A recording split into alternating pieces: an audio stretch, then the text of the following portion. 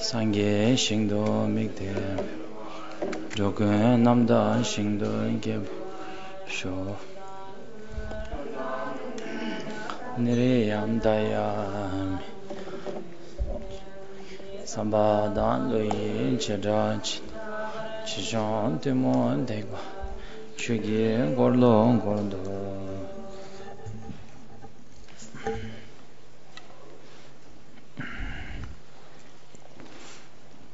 The questions, did you write up?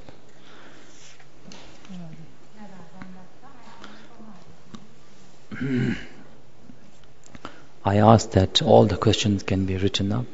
Then after 4 o'clock.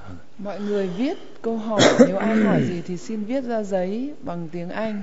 Xong để lên bàn Ngài sẽ trả lời. Chúng ta cố gắng hỏi những câu hỏi mà không liên những cái bài giảng Ngài đã giảng rồi thì chúng ta không lặp lại. Ví dụ như nãy thấy có các Phật tử định hỏi nghĩa xả ly, chứ xả ly là các Pháp Vương giảng quá kỹ rồi. Bây giờ mình lại hỏi lại thì nó không đúng ạ. Cho nên hỏi những câu hỏi rất chính xác, những cái câu hỏi nào mà mình chưa hiểu, chưa được nghe, nếu không sẽ rất là mất thời gian của các ngài. Cho nên là nếu ai hỏi gì thì xin nhờ các Phật tử viết lại bằng tiếng Anh. Sau đấy cuối giờ đưa lên thì Ngài sẽ giải thích. Những câu hỏi thực sự cần thiết. Chúng ta tránh không hỏi linh tinh. Omin chugengi botana dusum sangye kunyen ngoni.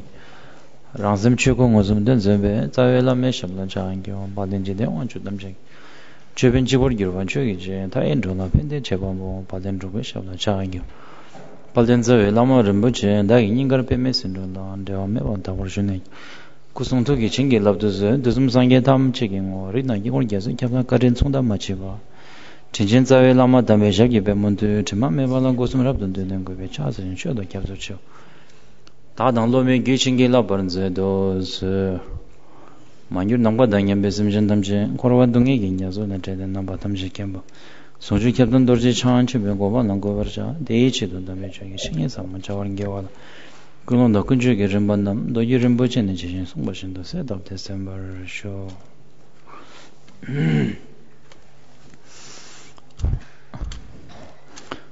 Today is last day of our retreat, and I felt like it finished very fast. I do not know how you guys felt. If you didn't, but I felt it was retreat went very nicely, very happily. I think that is why we felt, it finished also very fast. So, similarly, I feel that life itself is also very similar like that. Life also finished very fast. But good thing is that these past 7 days, I think we really, in a way, we enjoyed life very much. Because not much of, anger, not much of jealousy, not much of, hatred, not much of afflictive emotions in the mind. So I think these past 7 days, maybe we can call it some of the best 7 days of, our life. So, I always believe that when you are on the spiritual path, life does not become sacrifice, or you have to give up your happiness. Rather, I feel that, and I feel that the spiritual path of taming one's mind makes us able to enjoy life to the fully, enjoy life really enjoy life, really live life is, I think, through the taming the mind. Because if we can't do that, no matter whether we are surrounded by our family or our whatever the good things we have around us. We don't even notice them. We don't really feel happy from them, just because we do not have the spiritual sort of, the strength to appreciate and enjoy them. Nam Mô A Di Đà Phật. Ngài nói rằng hôm nay đã là ngày cuối cùng của kỳ chuyên tu, 7 ngày đã kết thúc. Ngài cảm thấy quá là nhanh. Dĩ nhiên là Ngài không hiểu là các Phật tử, cái cảm nhận của các Phật tử như thế nào. Nhưng nếu các Phật tử thấy rằng đây là những ngày thực sự có ý nghĩa, thì chắc cũng sẽ cảm nhận giống như Ngài, tức là sẽ cảm thấy nó kết thúc rất là nhanh. Tương tự như vậy, cuộc đời của chúng ta cũng kết thúc một cách rất là nhanh chóng. Đôi khi chúng ta không ý thức được, nhưng nó chớp mắt thoáng qua đã hết bao nhiêu năm, và đến ngày kết thúc cũng rất là nhanh. 7 ngày ở đây là 7 ngày nếu các Phật tử cảm thấy bình an. Lý do là bởi tâm chúng ta bớt phan duyên việc đời, cho nên ít bị chi phối bởi những phiền não của tham lam, sân giận, tật đố, kiêu căng. Cho khi không bị các phiền não, xúc tình phiền não chi phối, tâm chúng ta cảm thấy an bình, hạnh phúc. Cho nên có thể nói 7 ngày, nếu chúng ta tu tập áp dụng đúng nghĩa, thì đây là 7 ngày có ý nghĩa nhất trong cuộc đời của mình. Tôi thấy rõ rằng hạnh phúc, chúng ta bất hạnh hay không hạnh phúc bởi chúng ta không biết hài lòng, không biết trân trọng, không biết vừa lòng với tất cả những thực tại mà mình đang có. Nhờ những thực hành tâm linh chúng ta ý thức tốt hơn và biết trân trọng hơn tất cả những gì mình đang có. Nhờ biết trân trọng tất cả những gì mình đang có mà tâm chúng ta sống biết tri ân và tràn đầy hạnh phúc hơn. Or put it another way, we don't have control over how life goes. That we cannot stop the life. We cannot. It's you cannot stop the time. But only thing we can decide and we can do is how do we live our life? Do we live our life very upset, very unhappy, very with negative emotions, or do we live our life happily, understandingly, with tolerance, with forgiveness? This is the choice, that we do have in this life. Of course, if you get enlightenment, that is far away, that is a different matter. But generally, that is the choice that we do have. How do we live our life? How do we live with the people around us? How do we interact with them? That, choice is we have. And I think the spiritual practices gives you the ability to choose that. Ngài dạy rằng chúng ta không thể có thể dừng thay đổi cuộc sống, cố tình thay đổi cuộc sống hay là dừng thời gian lại, không cho nó trôi chảy. Cách duy nhất chúng ta có thể làm được là chọn lựa cái cách để hướng cuộc đời mình. Chúng ta lại hướng cuộc đời mình theo cách sống hạnh phúc, an bình, hay để cuộc đời mình ngập tràn phiền não. Đó là cái cách chúng ta có thể làm được. Chúng ta có thể lựa chọn cách để chúng ta cư xử với mọi người xung quanh.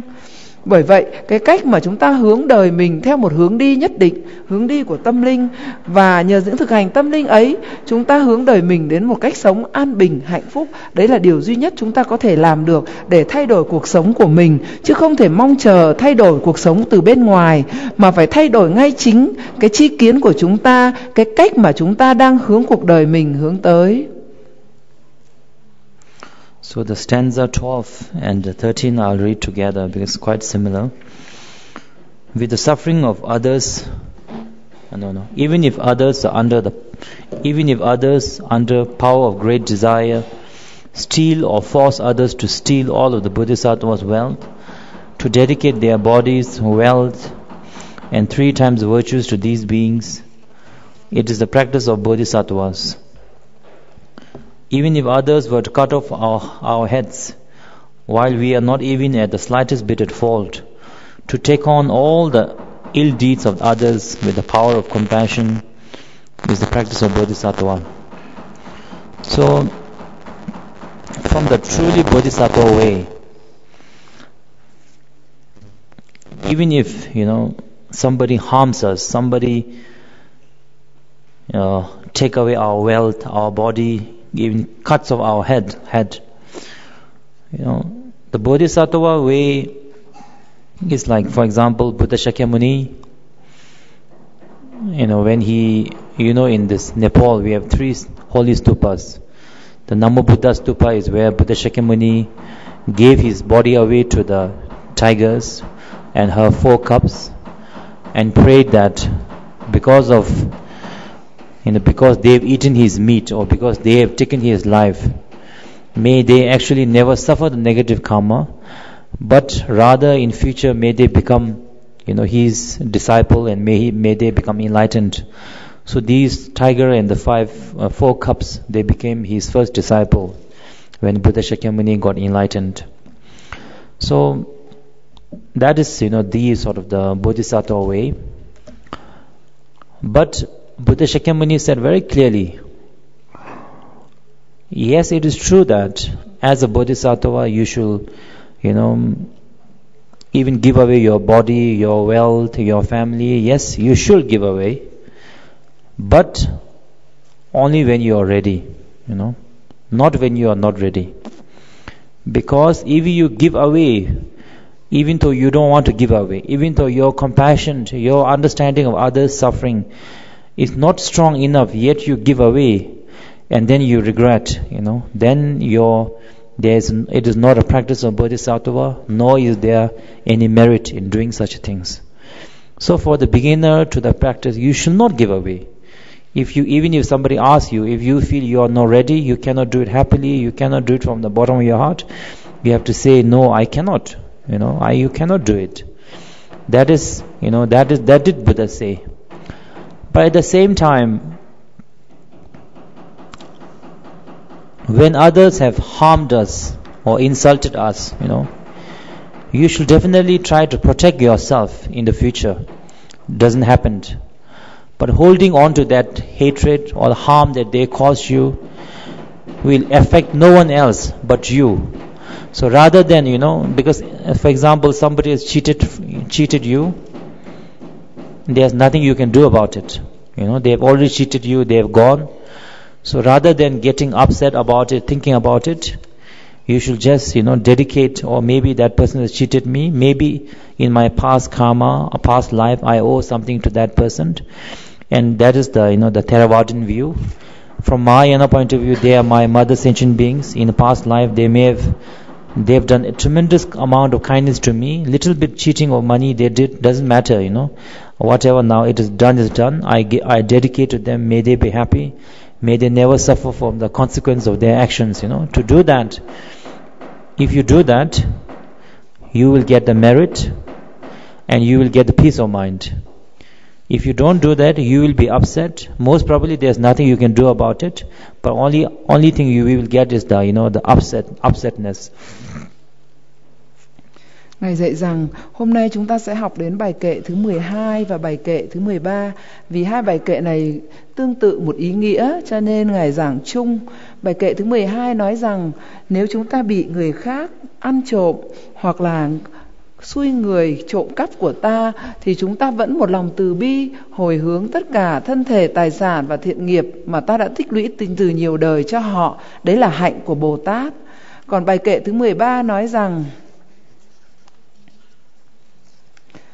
nếu dù chúng ta không có lỗi gì cả, nhưng nếu ai đó đến để chém đầu của chúng ta thì dù là như vậy, đối với Bồ Tát chúng ta vẫn một lòng từ bi, nhận ngay những cái ác nghiệp đấy, nhận về phía mình, chứ không có bằng cái tâm sân hận để đối trả lại đối với kẻ sát nhân đó. Như vậy thì đấy là cái con đường hành đạo chân thật của một vị Bồ Tát. Những người ta đến hãm hại, cắt đầu, dù có làm những việc như vậy, chúng ta vẫn một lòng từ bi hướng tới họ. Như Ngài kể, ở Kathmandu, ở Nepal có những cái nơi rất là linh thiêng. Một trong những điểm linh thiêng đó là cái nơi mà ngày xưa từ thời còn là Bồ Tát, Đức Phật Thích Ca đã từng thí thân cho 5 mẹ con hổ đói. Vì 5 mẹ con của hổ đang quá đói, đang sắp chết. Lúc đó Ngài đang thị hiện là Thái tử, Ngài đã rạch nát thân mình để máu chảy cho 5 mẹ con hổ được ăn thịt của Ngài, nhờ vậy họ sống.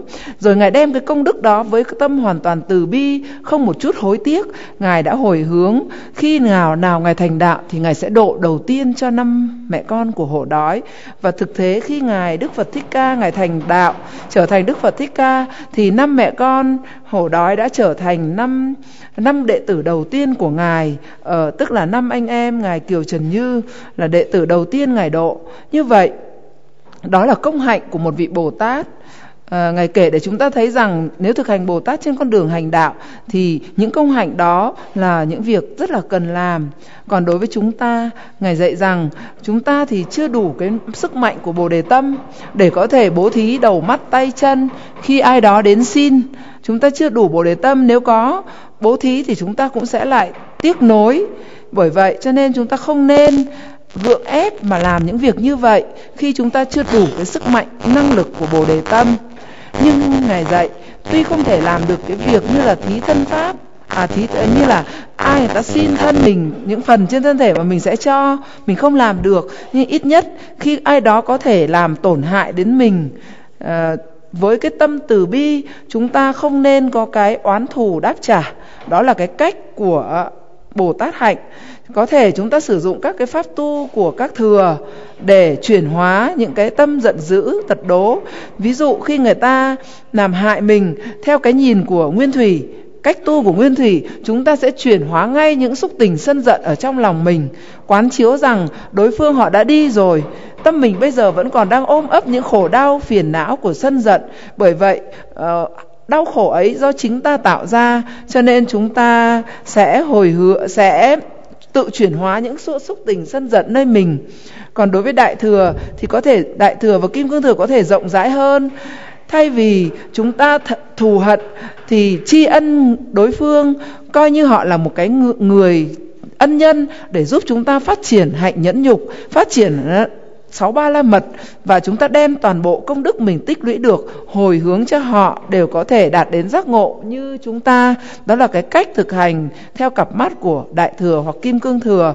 Thì đấy là cái con đường Bồ Tát hạnh mà một vị Bồ Tát chúng ta cần phải thực tập. But frankly speaking, whether you can do that or not will depend on your how much in your daily life do you practice compassion, either meditation or compassionate, like Avalokitesvara practice, or it will depend on that, whether you can actually do it or not. For example,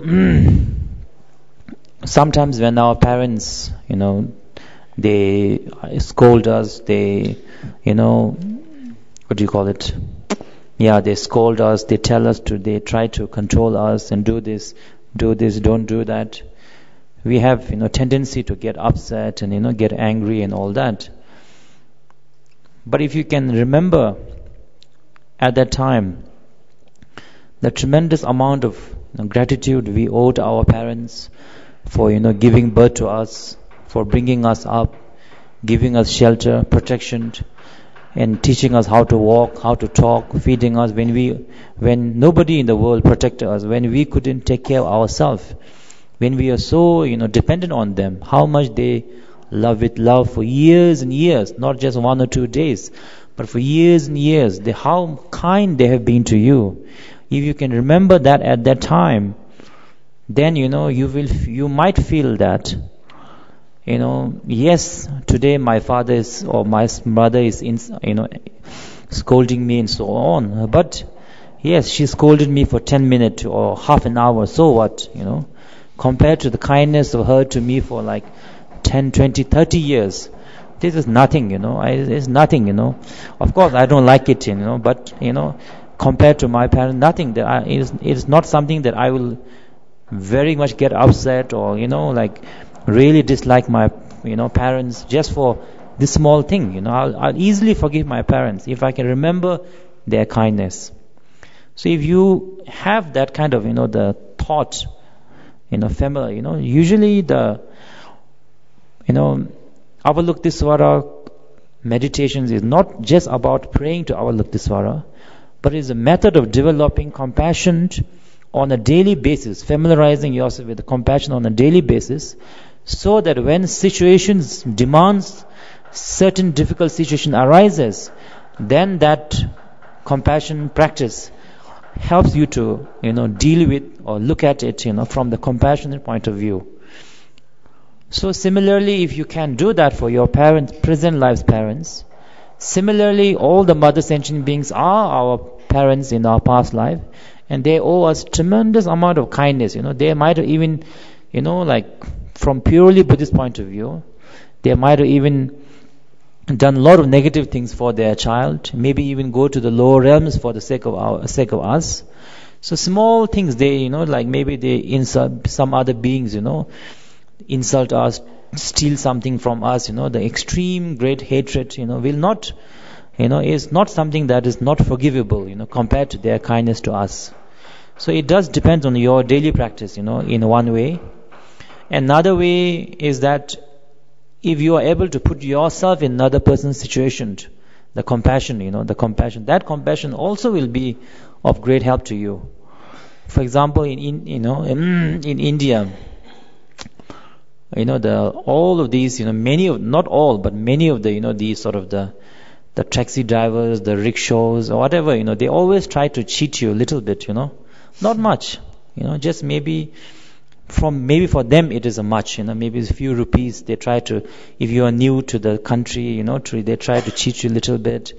And then sometimes we have tendency to get upset because we feel cheated. But if you really think of it a nice way, sometimes we go to very expensive, the restaurants and the branded clothes, we spend thousands of dollars, but a few dollars, which doesn't make much difference to us, but maybe for them, maybe it's for their kid, hungry wife, even the rickshaw driver, for 10, 12 hours a day, he's cycling in the heat, he's on the, a bicycle, without a choice. We want to do for health, but he, without a choice, he's, working so hard for his family. Few things he cheated us. Maybe it's not so a big deal, if you look at it from that point of view. So without that sort of understanding, what it said here is quite, it not be that easy to do it. Vấn đề ở chỗ chúng ta có thể thực hành được hay không, những công hạnh Bồ Tát này hoàn toàn tùy thuộc vào cái pháp thực hành về phát triển lòng từ bi của chúng ta trong đời sống hàng ngày. Ví dụ, khi cha mẹ của chúng ta dạy rằng làm việc này không được làm việc khác, rồi la mắng chúng ta cảm thấy rất là buồn, tức giận. Nhưng nếu chúng ta nghĩ đến tình thương của cha mẹ, công sinh thành của cha mẹ, bao nhiêu vất vả, bao nhiêu hy sinh, bao nhiêu lo lắng, bao nhiêu tình thương dồn cho chúng ta để ngày hôm nay chúng ta được lớn khôn, thì lúc đó dù chúng ta sẽ thấy rằng bớt đi những cái tâm phiền giận với cha mẹ. Dù có thể giờ phút này cũng chỉ vì động cơ thương chúng ta mà cha mẹ ngăn chặn chúng ta những việc làm bất thiện, cho nên nhưng tình thương yêu của các ngài đã nuôi lớn chúng ta 20 năm, 30 năm nay. Nhờ cách nghĩ như vậy, chúng ta dễ dàng tha thứ những cái tâm sân giận của chúng ta, dễ dàng có thể bỏ qua, không có ôm hận trong lòng. Như vậy, việc tu tập thực hành Pháp Quán Thế Âm Bồ Tát là không phải chỉ là những lời cầu nguyện. Mỗi buổi sáng chúng ta cầu nguyện đến Bồ Tát Quán Thế Âm, mà chúng ta phải thực sự đưa công hạnh từ bi của Bồ Tát vào trong đời sống hàng ngày, thiết thực trong đời sống của chúng ta. Và cách quán, dùng tình thương của cha mẹ hiện tại để chúng ta có thể quán phát triển rộng rãi đến cha mẹ nhiều đời, nhiều kiếp của chúng ta. Không phải chúng ta chỉ sinh ra trong cuộc đời này một lần, đã bao nhiêu kiếp trôi lăn trong sinh tử, bấy nhiêu kiếp chúng ta có cha, có mẹ. Và những kiếp ấy, cha mẹ nào cũng thương con, cũng hy sinh vì con. Có lẽ giờ phút này chúng ta được làm người, nhưng cha mẹ nhiều đời quá khứ của chúng ta vẫn còn đang phải đọa trong 3 đường ác, bởi đã sát sinh vì nuôi dưỡng chúng ta, bởi đã tạo ác nghiệp vì để nuôi chúng ta khôn lớn trưởng thành. Do cách nghĩ đó, chúng ta sẽ nhờ cách tư duy quán chiếu như vậy, chúng ta sẽ dễ dàng phát triển Bồ Đề tâm, hướng tình thương của mình, lòng tri ân của mình đến với tất cả cha mẹ, không những hiện tại mà tất cả cha mẹ từ nhiều đời nhiều kiếp của chúng ta, bao gồm tức là tất cả chúng sinh trong 6 đạo luân hồi. Ngài lấy ví dụ như ở Ấn Độ. Nếu chúng ta đến Ấn Độ thì sẽ thấy người Ấn Độ, những tài xế taxi hay là những cái người lang thang, họ luôn luôn cố gắng tìm cách lừa dối để kiếm ở nơi chúng ta vài chục ruby. Nên chúng ta có thể rất là sân giận khi mà bị người ta lừa vài chục ruby. Nhưng nếu chúng ta nghĩ, nếu vào những cửa hàng ăn rất sang trọng, có thể chúng ta tốn đến hàng nghìn đô, thì họ lừa dối mình vài chục ruby chẳng có nghĩa gì. Họ làm có lẽ vì lúc này họ đã cố gắng lao động hết sức mình, nhưng vẫn không có thể nuôi được gia đình của họ. Bởi vậy họ lừa chúng ta vài chục ruby, có khi đang dành cho những đứa con đang gần đói khát ở gia đình, đang đợi họ về để có thể mua được một chút thực phẩm, một chút thức ăn.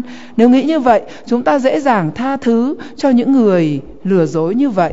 Đó là cách tu tập quán chiếu để chúng ta có thể đưa Bồ Đề tâm, phát triển tình thương yêu vào trong đời sống thực tế hàng ngày của chúng ta. Generally, I received this advice from my teachers that whenever we meet difficult people or mostly difficult people who are very negative towards you, who wish to harm you, insult you, say a lot of negative things about you. My teachers used to tell us, you should react in 3 ways, to these negative people. Externally, you should react by trying to explain yourself, trying to diffuse the situation, if there's some misunderstanding, because people are negative towards you or hate you based on certain misunderstanding, and especially if you do not mean, then definitely there's a misunderstanding. So externally you have to go and try to explain your situations, your intentions gently, that is the external reaction. The internal reaction is that we have to show the person who are negative towards us we have to be extra kind to them, extra loving to them, be extra generous to them, whatever. You have to be, really nice to them. Because in this world, and especially in this 21st century, nobody can force anybody, Husband cannot force wife, wife cannot force husband, parents cannot force children, children cannot force, friends cannot force.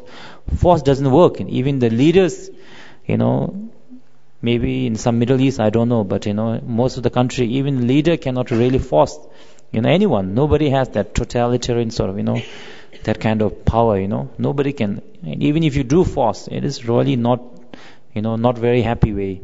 So only way we can change anybody's mind, whether it's our friend or our beloved people or whoever, our enemies, the only way we can change is through the love, through the kindness.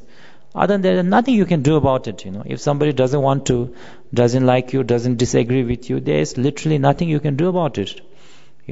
Only way is through the kindness, through being extra kind, extra loving. That's the only way. There is no other way you can do about it. I have seen this with my own sort of eyes, the way sometimes my teachers, when they see some certain people, they're unhappy, they never, my teachers I see, they never try to force them to come to a decision or come to an agreement. They never do that. They are just extra kind, extra loving, and because of these extra lovings, after a few days or a week, the other person just changes their mind, I think it's sort of, out of that love, So that is the inner sort of the reaction, you have. Secret reaction is that whatever, likes and dislike, what you like is created by your desire. What you don't like is created by your hatred. There is no such a thing as, truly good and bad existing, or what you like existing outside. None of these things inherent existent. For example, if you want to become famous, you love media attention, paparazzis, you'll be very happy. If you hate, if after you become famous, maybe after someday you hate to become famous, you love privacy, then when the media and the people are coming after you, get so irritated, depending on what you desire. Even though you are same person, before you desire fame, so you want people coming and all that. After that you are famous, so after some time you are tired, you want privacy, then you hate if people bother you. You want privacy. You want to go to places where there's nobody for miles around you, You are the same person, but depending on your desire, and what you don't like, happiness and pain is nothing but manifestation of your mind.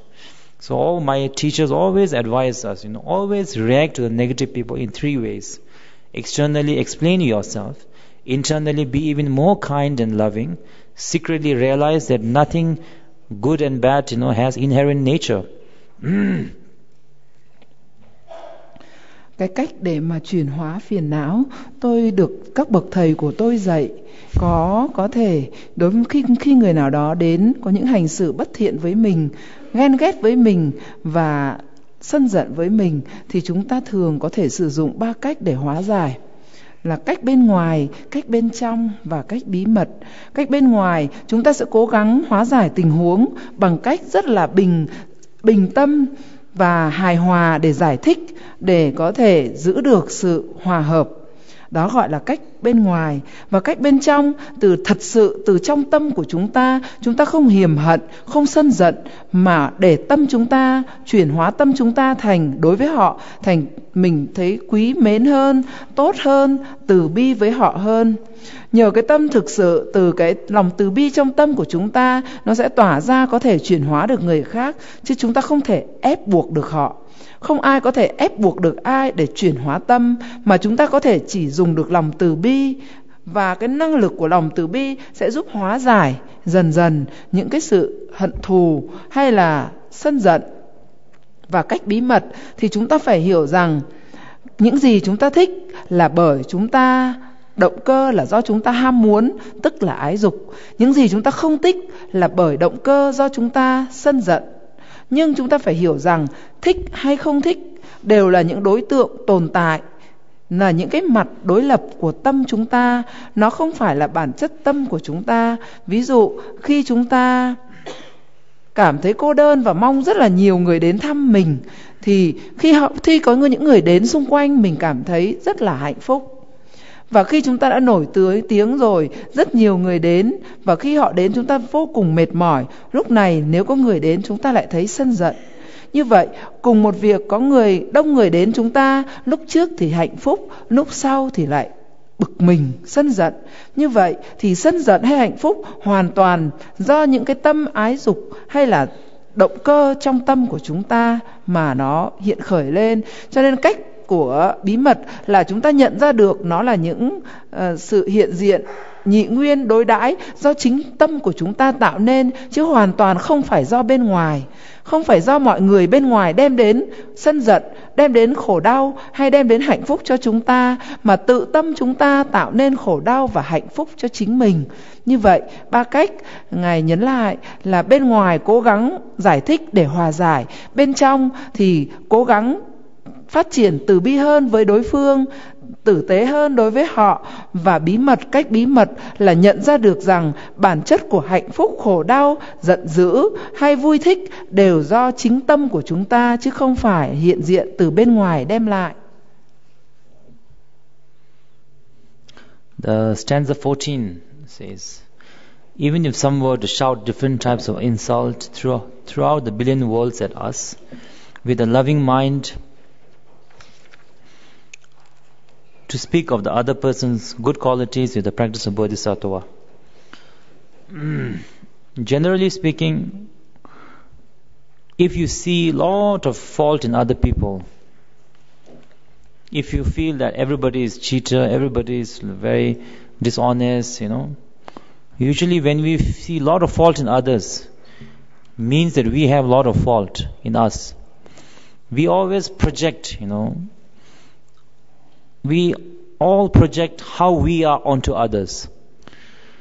For example, if you are a thief who steals, you will always be scared that somebody else will be stealing your things, because you believe that everybody else also is a thief like you. You have that. So usually, if you are more positive qualities you have inside you, more positive you will find in other people. More negative you are, more you will see, the fault in other people. So we say, that all the faults that you see are in a way reflection of, your own self. There was a story that there was a great two, I think, very learned monks. And I think one was very learned but very humble and I think practitioner. Another one's just learned but a little bit egoistic. So when I believe they had a big debate in a very public sort of debate, and then at the last, I think the learned and humble monk said that when I see you, I see Mount Meru, the wish-fulfilling mountain.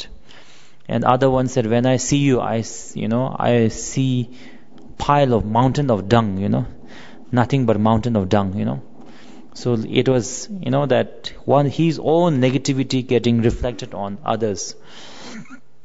So here, what it's saying is that whatever people say towards you,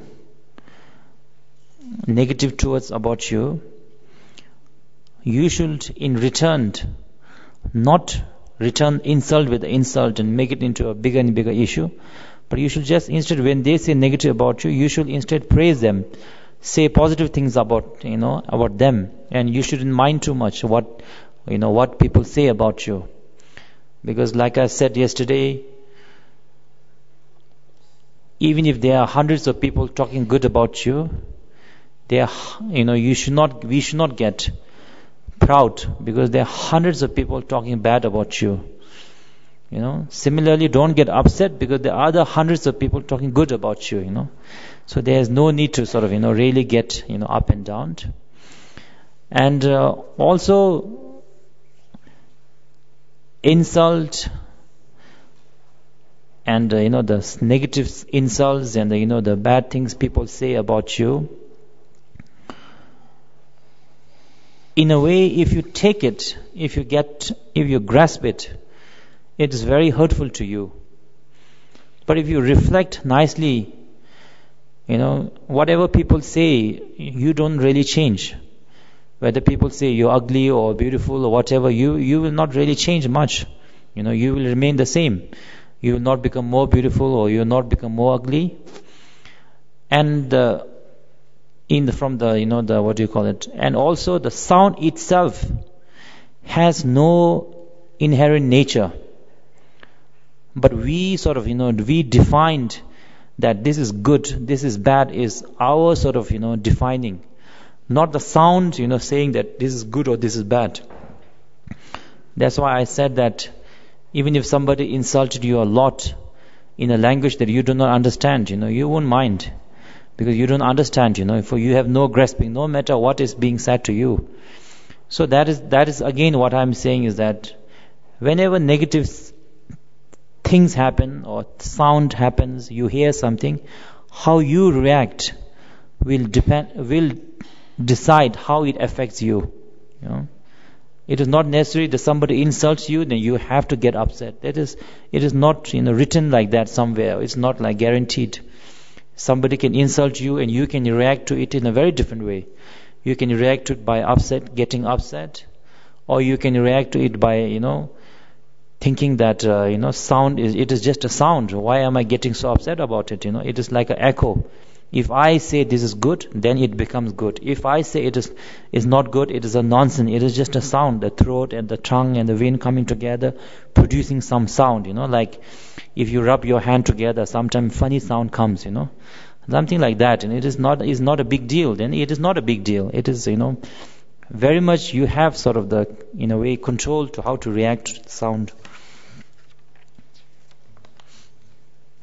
Như vậy, nội dung của bài kệ ở đây, nội dung của bài kệ thứ 14 là: nếu ai đó đem bao lời hủy báng truyền lỗi ta trước cả muôn người, tâm ta vẫn một lòng bi mẫn, vẫn tán dương thiện hạnh của người, như thế mới là chân Phật tử. Nội dung của bài kệ nói rằng khi chúng ta bị người khác truyền lỗi hay là hủy báng, giao lỗi, tâm chúng ta vẫn không sân giận, không hề tìm cách để trả đũa hay trả thù. Bởi vì Ngài cũng nhắc rằng với một vị Bồ Tát, nếu chúng ta thấy người khác nhiều lỗi, tức là chính chúng ta là người nhiều lỗi. Bởi vì thường đây là sự phóng chiếu của tâm chúng ta. Giống như một kẻ trộm cướp, lừa đảo, thì khi họ gần ai, chính họ cũng luôn nghi ngờ và thấy rằng đối phương cũng là kẻ lừa đảo. Như vậy thì khi người ta nói xấu hay hủy báng, chúng ta không nên trả đũa lại, không nên tìm cách nói xấu lại hay là giao lỗi lại. Bởi vậy chúng ta phải hiểu rõ, quán chiếu để hiểu rõ bản chất hư vọng của âm thanh. Nếu ai đó nói tốt chúng ta cảm thấy hạnh phúc, vui. Ai đó nói xấu chúng ta thấy buồn. Đấy là tại chúng ta bám chấp vào âm thanh. Vì bám chấp cho nên tạo nên khổ đau, tạo nên những cái hạnh phúc giả tạm. Cho nên nếu chúng ta có thể hiểu rõ tất cả những cái bản chất hư vọng của âm thanh thì chúng ta có thể giữ tâm mình bình lặng, không vui khi được khen, dù hàng trăm người khen mình cũng giữ lòng bình lặng, không buồn khi bị chê, dù hàng trăm người chê mình cũng bình lặng. Bởi thực tế những lời nói xấu chúng ta sẽ không làm mình xấu hơn. Ví dụ họ bảo mình rất là xấu, không vì thế mà mình xấu. Rồi họ khen mình rất tốt, nếu mình là người xấu thì cũng không vì lời khen đó mà chúng ta tốt hơn. Cho nên chúng ta giữ lòng mình bình lặng, do hiểu bản chất của âm thanh là hư vọng, và hiểu được rằng những âm thanh ấy nó không có tác dụng gì có thể làm thay đổi được chúng ta tốt lên hoặc xấu đi. Như vậy thì hạnh phúc hay khổ đau của chúng ta trong đời sống hoàn toàn tùy thuộc vào các phản ứng của chúng ta khi chúng ta nghe tiếng xấu, nghe người ta nói xấu, hay nghe người ta nói những lời bất thiện, hoặc khi chúng ta nhìn thấy những việc xấu, việc bất thiện. Nếu chúng ta phản ứng một cách vô minh, bám chấp, thì chúng ta sẽ tự tạo nên khổ đau. Bởi vậy hạnh phúc hay khổ đau hoàn toàn tùy thuộc do chúng ta tu tập quán chiếu về bản chất hư vọng của âm thanh. Như vậy nội dung của bài kệ dạy chúng ta, do hiểu bản chất hư vọng của âm thanh, chúng ta sẽ không trả đũa. Dù mọi người có thể hủy báng ta trước tất cả công chúng, chúng ta cũng giữ lòng mình thanh tịnh và tán dương thiện hạnh của họ, chứ không chê bai để trả thù họ. In the center of a crowd of many people, even if someone were to uncover the most intimate faults of Bodhisattva and say harmful words, with the thought that this person is a spiritual friend, it is the practice of Bodhisattvas to bow humbly to him. So as a Bodhisattva, when people find out about your faults and points it out to you, they say you are a cheat, or you are a lazy person, or you are uncompassionate, you are whatever the negative faults finds you, as someone on the spiritual path, we have to truly appreciate them so much more than people who praise us, because we are trying to be on the spiritual path in order to improve ourselves. So when you are trying to improve ourselves, that means you recognize that you have a negativity inside you, negative afflictive emotions, ignorance, which you want to improve. Yet at the same time you want everybody to say you are good, you are a good practitioner, you are doing very good, you are a nice person. If that is always what you are hearing and you never know your fault, how will you recognize your fault? If you don't recognize, how will you get better? So in the past, all the masters, if you read the biography, they will directly tell the students, that you are a very arrogant, you are nobody, you are like a dust beneath my feet, you are so arrogant, you think you are so great because you are famous, or you are wealthy, or you just think that you are very great, but you are nobody, they will directly sort of push down the ego. But in this, so that is why, it was called the Guru Yoga, because the disciple, follows the Guru, and Guru directly teaches them what to do, not to do. This is your fault. So it's Guru Yoga, So nowadays it's 21st century, Nowadays it is mostly disciple yoga, So Guru has to, follow the disciples' wish, what they want to do. Are they comfortable, Puja is not too early for you. It's okay, you want to comfortable, okay. You have no fault, you are very perfect. You are doing a great job, Thank you so much. We appreciate you so much. Give a pat. Now it is Guru is not a Guru yoga, it's a disciple yoga, That is why we are not improving at all, I mean, when you go to see a doctor, do you want doctor to tell you, you are very healthy, no problem, Even though you may have a big sickness and there's a medicine can cure you. So what do you want? Do you want doctor to tell you you are sick, this is the medicine? Or do you want doctor to always tell you very good health, no problem, Please go back, What do you want? You have to decide. If you really want to transform your mind, to spiritual, develop your mind, then when people say something, when people say something that irritates you, that upsets you, that is the time you will find out what kind of practitioner you are. When everybody is nice, of course we are all nice also, And like they are kind to you. There was one monk or one person who stayed in the mountain for like 8 years or something. So I think in the mountain there was nobody to irritate him, So he said that now I'm realized I have no more anger, Then another person said, what, no more anger, what a liar. He said, immediately he got so angry and he said, what the hell are you saying, So the person with no anger, immediately got anger. So of course, when all the conditions are good, of course we'll all be, quite nice. And of course, as a beginner, we need these conditions. But when the negative condition comes, when irritating people comes, when unkind people comes, that is the time, you will find out, what level of practitioner we are. That is the time, the true practitioner will come out. So from that point of view, the teachers who sort of directly points our fault, as well as others who point out our fault to us, makes us humble, makes us understand the humility, is the great teacher.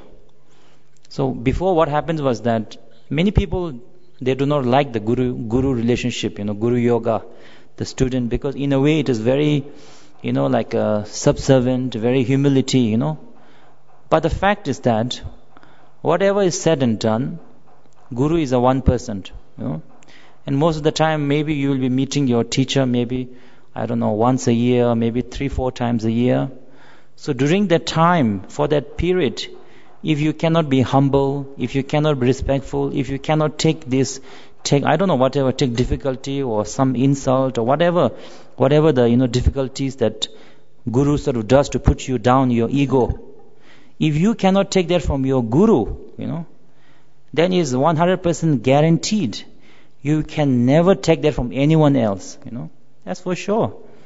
From Guru to whom you respect, you cannot, in smallest bit of thing, you even Guru from also you want everything perfect and nice. That means you cannot take any negative from any other people. So all the people in the world, better love you, respect you, take care of you, then it's okay. If the world is like that, you can change the entire world like that. No problem, no need to have the Guru yoga. But if not, better to train with the Guru, so that you can be humble and train when you react to all other sentient beings also. Tiếp đến là bài kệ thứ 15, có dạy rằng trong công chúng nếu ai sinh ác ý, nói xấu ta bới móc mọi lỗi lầm, tâm tỉnh thức ta coi như thầy bạn, cung kính cúi đầu, ấy là hạnh Bồ đề. Ở đây có dạy rằng nếu người nào đó, chúng ta bị một người với tâm bất thiện có thể đến để tìm cách bới lỗi của chúng ta, bới móc chúng ta, tìm mọi cách để hạ thấp chúng ta xuống, thì nếu là một hành giả tâm linh thực hành Bồ Tát hạnh, chúng ta nên không thay vì sân giận, thay vì bực tức, thay vì trả thù, chúng ta nên phát khởi tâm trân trọng, kính trọng đối với họ. Vì mình có thể nhận ra rằng nhờ họ mà mình có thể hiểu mình nhiều hơn, để nhờ có thể hiểu mình cho nên chúng ta mới có thể chuyển hóa để thực hành con đường tâm linh của mình. Vì nếu không hiểu mình thì làm sao có thể chuyển hóa, có thể tu tập để chuyển hóa các phiền não. Giống như nếu chúng ta không thể thấy được khi họ nói xấu chúng ta, các xúc tình sân giận phát khởi, nếu không có họ thì cái sân giận ấy nó cứ ngủ sâu ở trong tâm của chúng ta, và chúng ta không hề biết, tưởng là mình là người hoàn hảo. Nhưng chỉ khi có họ nói những lời trái tai, thì cho nên chúng ta mới, cái tâm xúc tình sân giận mới hiện khởi, và nhờ thế chúng ta hiểu mình, thấy rõ được phiền não của mình. Do thấy các phiền não chúng ta mới có thể chuyển hóa được những cái phiền não đó. Như đối với ở đây dạy chúng ta coi các đối phương như thầy bạn, đặc biệt là đối với các bậc thầy. Khi các bậc thầy dạy làm gì, nếu theo thời gian trước, các bậc thầy dạy làm gì là đệ tử với tâm hết sức trân trọng, vâng lời. Nhưng bây giờ có lẽ là thế kỷ của hiện đại, thế kỷ của 21, cho nên Nhiếp Chính Vương có dạy rằng đây là không còn gọi là Guru Yoga nữa, mà gọi là, tức là không phải là yoga về bậc thầy nữa, mà yoga của người đệ tử. Có nghĩa là bậc thầy cứ phải vâng lời đệ tử. Đệ tử đòi hỏi cái gì thầy cũng phải vâng lời. Đệ tử than khóa lễ sớm quá, như thế vất vả quá, thầy lại vâng lời. Thế cho nên đấy nó bị ngược lại so với cái thời trước. Bởi vì thời bây giờ con người ta càng ngày càng sống theo những cái bản năng xúc tình tiêu cực của mình, cho nên đã có những cái hành xử không tốt, và các bậc thầy đôi khi phải chiều chuộng đệ tử. Ví dụ khi chúng ta đến một vị bác sĩ, nếu chúng ta thử xem mình muốn gì. Nếu thích bác sĩ nói thật về căn bệnh của mình, hay chúng ta thích bác sĩ nói ồ bạn rất là khỏe, có thể không bệnh hoạn gì, nhưng trên thực tế thì chúng ta đang bệnh. Cho nên nếu mà đã đi bác sĩ thì chúng ta đương nhiên là muốn bác sĩ nói rõ căn bệnh của mình. Cũng như vậy đối với các bậc thầy, nếu các bậc thầy luôn luôn khen ngợi mình để làm cho tăng trưởng bản ngã của mình, thì Ngài Pháp Nhiếp Chính Vương nghĩ rằng đó là bậc thầy chưa phải đã là tốt. Mà bậc thầy mà có phải chỉ thẳng lỗi của đệ tử, không làm tăng trưởng bản ngã của đệ tử, cho người đệ tử thực sự nhận ra được căn bệnh phiền não của mình, đấy mới là người bậc thầy chúng ta cần kính trọng, tu tập vâng lời. Bởi vì nhờ cái sự chỉ thẳng dạy dỗ của bậc thầy chỉ lỗi để chúng ta thấy được căn bệnh nguy hiểm là tham sân giận ghét tật đố, chúng ta mới tu tập để chuyển hóa. Ngài cũng đưa một ví dụ như có người ở trên núi 8 năm hay là nhiều hơn nữa, người ta nghĩ rằng người ta không còn sân giận nữa, bởi vì thực ra thời gian ở trên núi họ sống cô độc, sống đơn độc, cho nên không có ai chọc tức họ. Bởi vậy tâm sân giận của họ tạm thời lắng xuống. Khi họ xuống núi họ tuyên bố rằng tâm tôi không còn sân giận nữa, thì có một người nói rằng nếu nói rằng tâm không còn sân giận nữa, đấy là ông nói dối. Vừa nghe như vậy lập tức người kia sân lên bảo tại sao ông nói gì, tại sao lại nói như vậy, và đấy sân rồi. Như vậy để cho chúng ta biết rằng chính khi có người chọc tức mình là cái thời gian để chúng ta quay trở lại, nhìn lại tâm mình và nhìn lại sự thực hành pháp của mình. Cho nên chính những đối phương ấy chúng ta phải kính trọng như bậc thầy, như thiện tri thức, là người đã giúp cho chúng ta giống như tấm gương để soi lại mình, để có thể thấy rõ được khuôn mặt giận dữ hay tham đắm của mình. Nhờ thế chúng ta mới thực sự có thể chuyển hóa. Và chúng ta cũng tập đối với tất cả như vậy, đối phương như vậy, chúng ta tập một lòng tri ân, kính trọng, và thực hành kính trọng đối với các bậc thầy, rồi kính trọng đối với những người đem lại cho chúng ta những bài học để có thể chuyển hóa mình. Rồi chúng ta thực tập tâm kính trọng đối với tất cả mọi người. Đấy là con đường thực hành của Bồ Tát hạnh.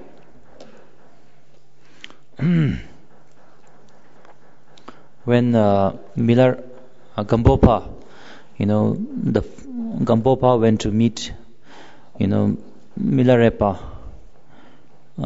Gampopa was a great scholar, and Milarepa was a great yogi, But so anyway, when Gampopa heard about Milarepa's name, and he went to see the master, Milarepa. And then Milarepa had already predicted, when he reached that, I think after many months of walking, he reached the place where his, teacher Milarepa was, meditating. And then, when he reached that place, I cannot remember the name, but, and then, he reached the place, and then he said that I have come to see Milarepa. And then the host said, oh yes, we know. Milarepa already told that, you will be coming. One of his, one of his best future disciple. will be coming to see me, he said. Then as soon as he heard that, Gampopa, felt very little bit of self-importance, he said, oh, I must be quite special, Even Milarepa knew that I'm coming and I'm going to be one of his most special disciple. So then, he had that thought, and Milarepa knew that, that Gampopa had that thought in his mind. So when he asked for audience to meet Milarepa, he didn't get audience for 3 months, because he thought he was quite special, And only after 3 months, when he's that self-important, thought had gone down, then he went to, see Milarepa, and then Milarepa gave him teaching, and he said, that's the reason, why I didn't, see you for 3 months.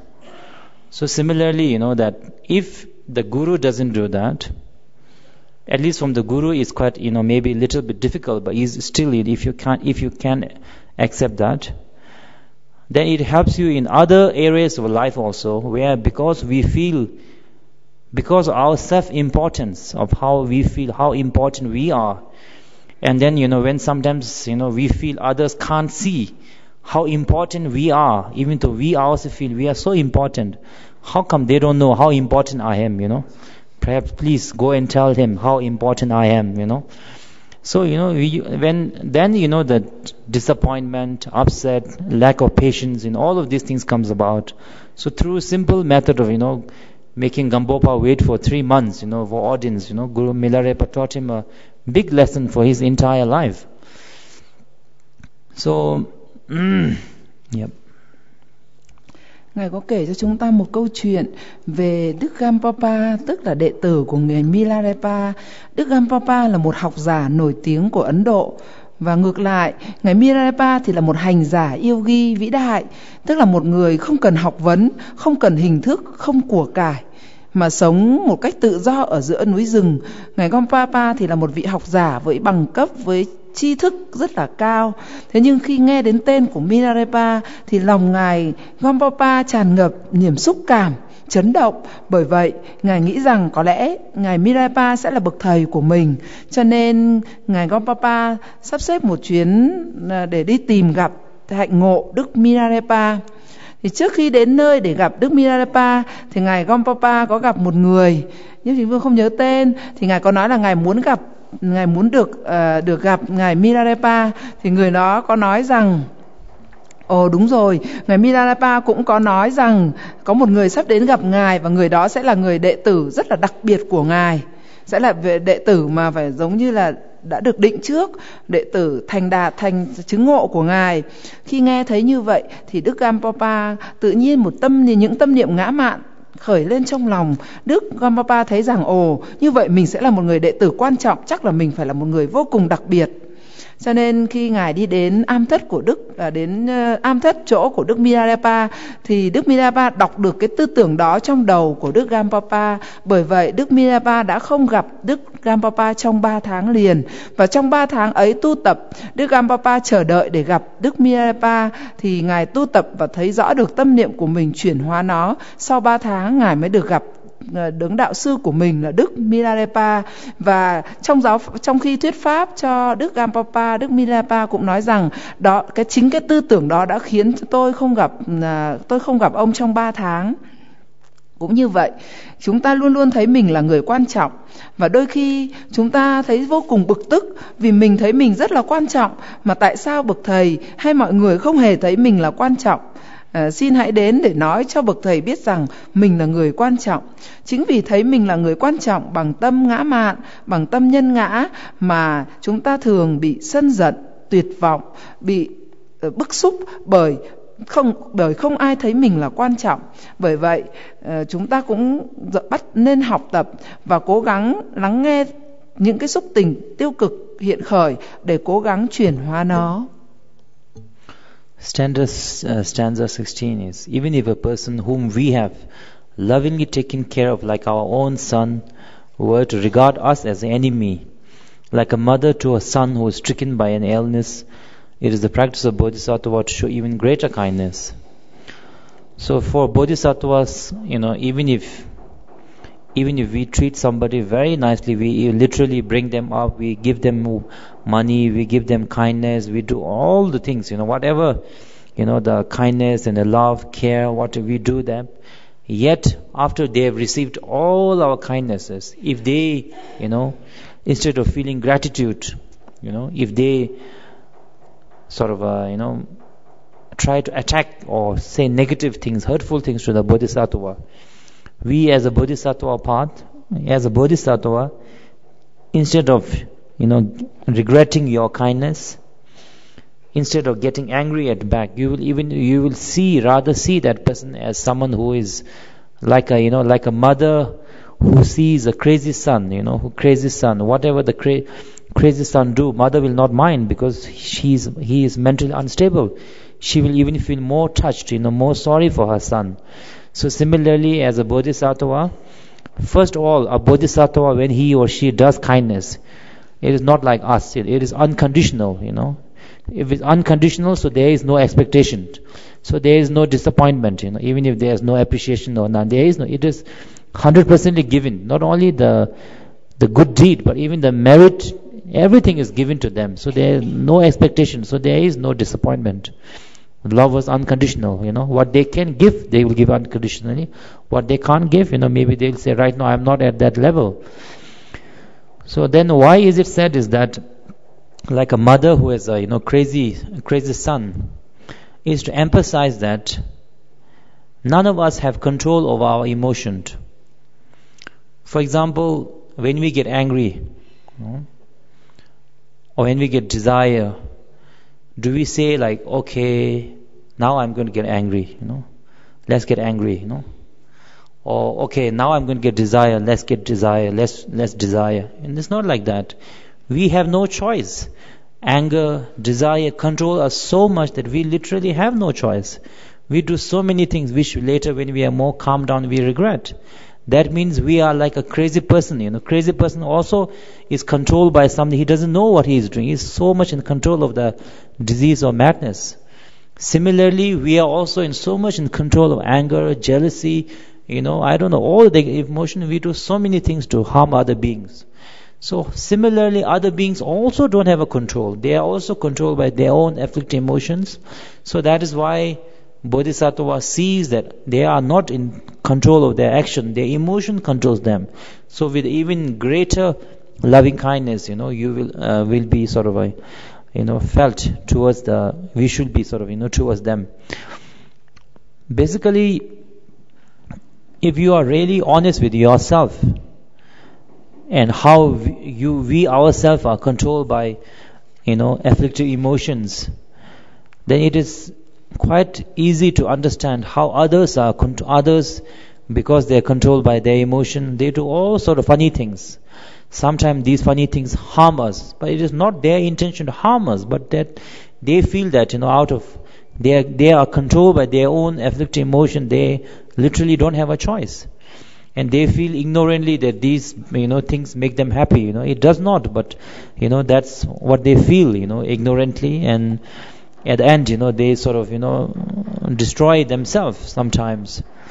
So, if you can understand yourself, how you are controlled by emotions, then it is also will be easy to understand how others are also controlled by afflictive emotions. Bài kệ tiếp tục. Bài kệ thứ 16 nói rằng: Mình thương yêu người khác như con ruột, người trở mặt oán hận lại ta, lòng không đổi coi như con ốm bệnh, thương nhiều hơn ấy hạnh Bồ đề.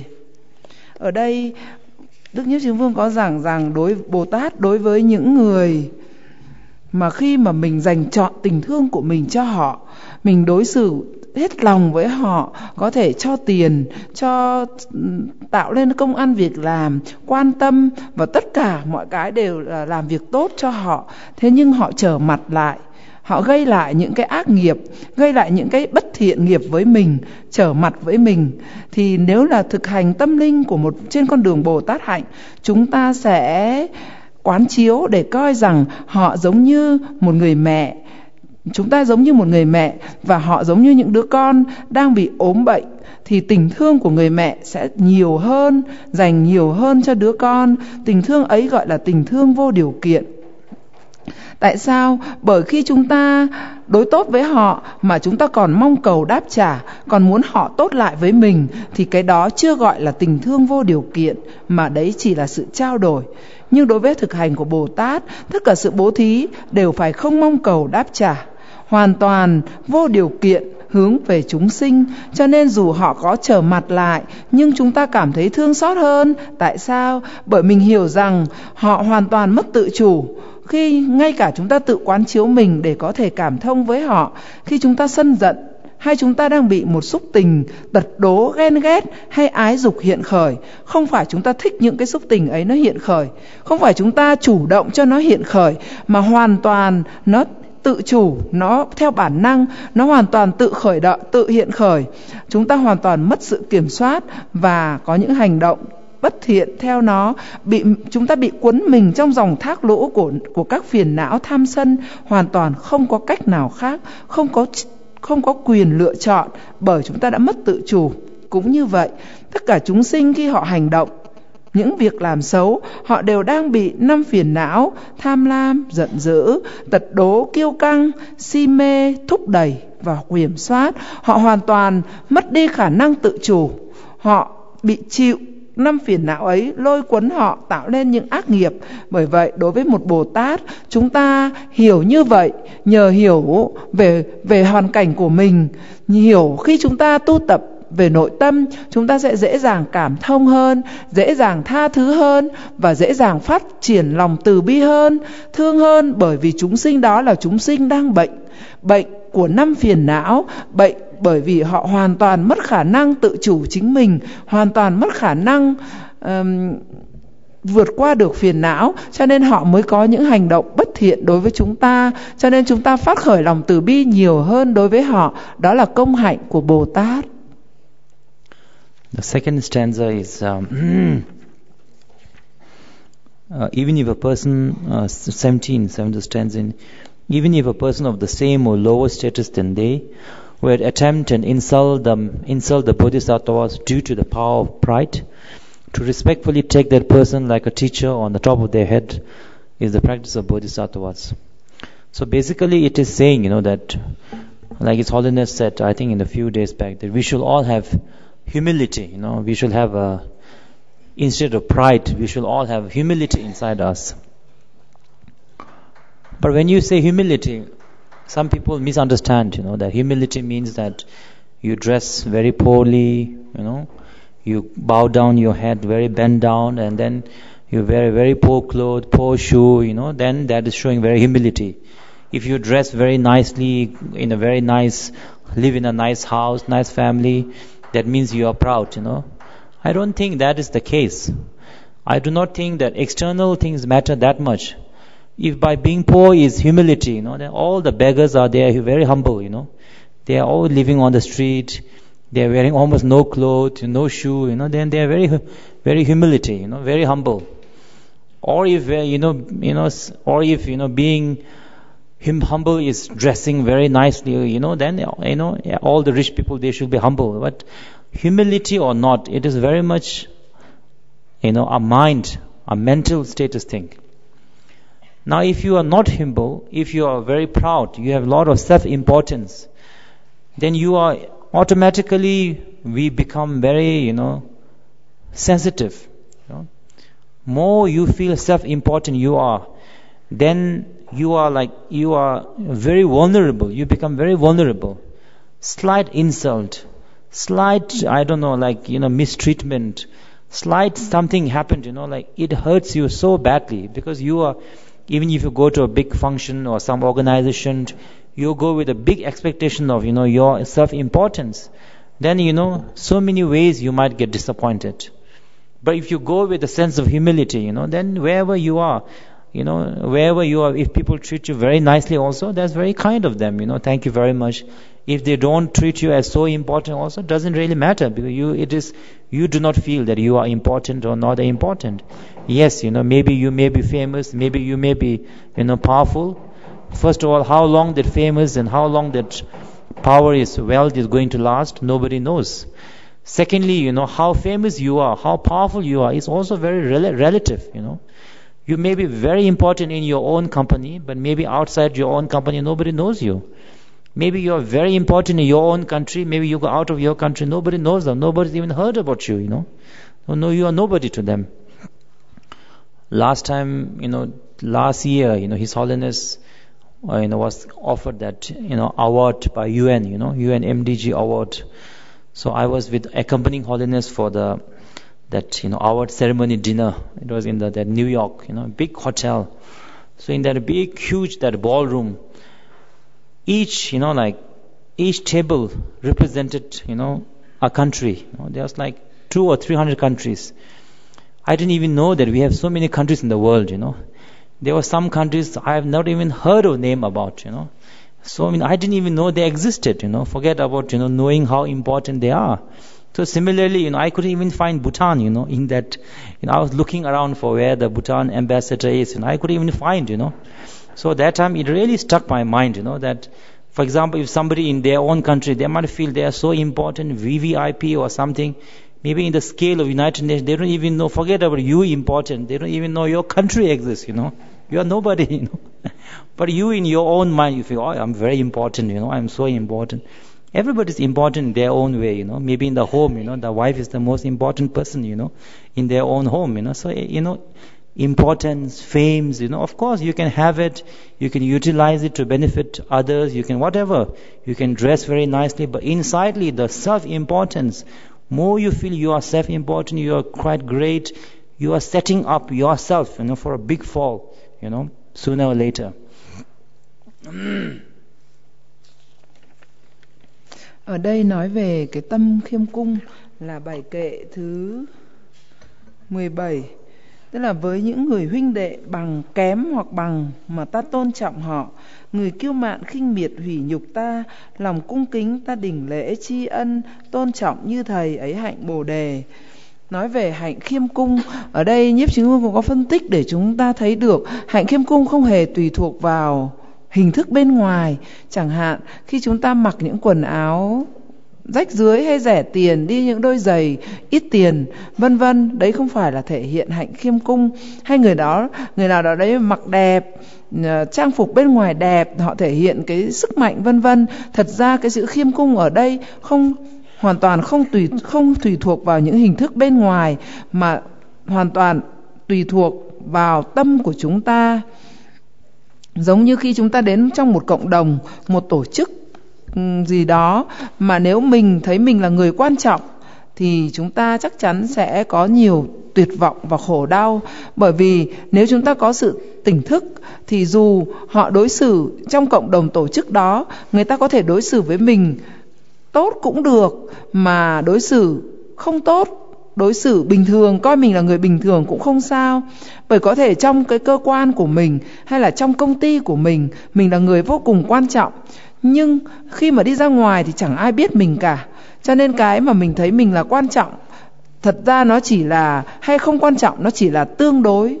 Nó chỉ là tương đối. Bởi vậy chúng ta không nên bám chấp vào nó, mà luôn luôn tu tập để lắng nghe nhìn nó, và tập khi mọi người đối xử với mình là người quan trọng cũng được, là không quan trọng cũng vừa được.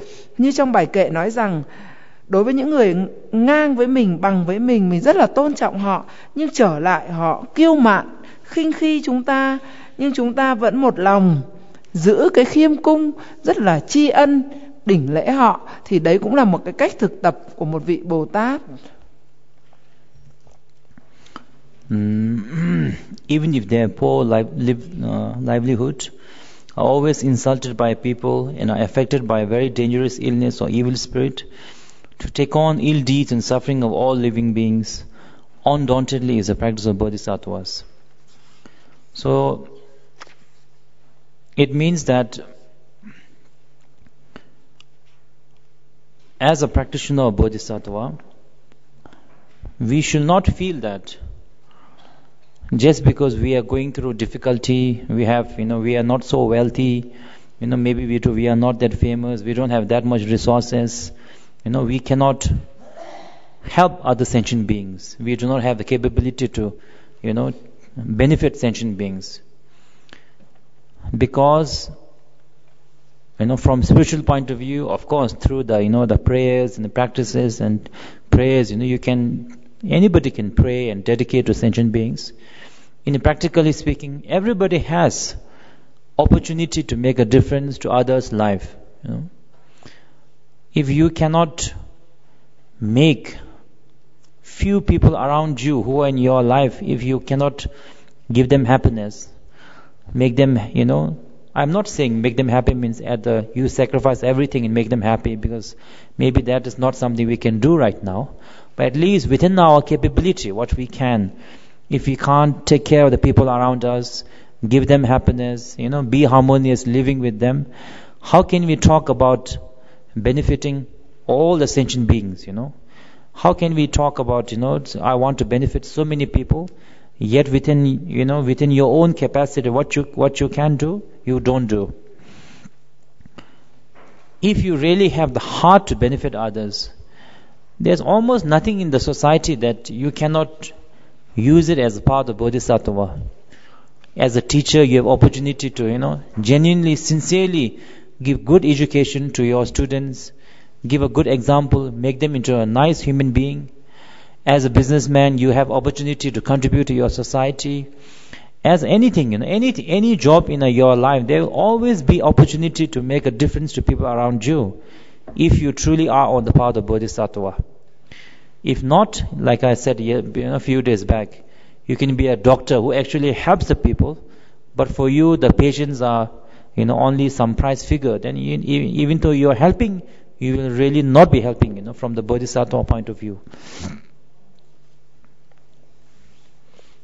Bài kệ tiếp là bài kệ thứ 18, nói rằng gặp những người hạ tiện gia bần, ma xâm bệnh trọng, muôn phần khổ đau, bao nghiệp chướng khổ đau ta thay chịu, không khiếp nhược ấy hạnh Bồ đề. Đây là bài kệ dạy công hạnh của một Bồ Tát. Khi chúng ta muốn làm lợi ích cho tất cả chúng sinh, thì một cái thực hành gần gũi nhất và quan trọng nhất là chúng ta phải làm tốt, đem lại lợi ích cho những người gần gũi mình trước, những người xung quanh mình, những người mà chúng ta gặp. Nếu chúng ta không thể đối xử tốt, không thể đem sự bình an, đem sự hạnh phúc đến cho những người gần xung quanh chúng ta, thì làm sao chúng ta có thể nói đến cả pháp giới chúng sinh? Nó chỉ mang tính lý thuyết. Bởi vậy chúng ta làm tròn cái bổn phận, trách nhiệm. Bởi mỗi chúng ta trong cuộc sống đều có một cái trách nhiệm là đem sự bình an và hạnh phúc đến cho những người xung quanh của chúng ta, ít nhất là những người trong gia đình. Chẳng hạn một bậc thầy phải có trách nhiệm đem chính kiến, đem giáo pháp đến cho đệ tử. Hay mình là một giám đốc công ty thì ít nhất chúng ta cũng phải đem được sự an bình đến cho những người công nhân của chúng ta.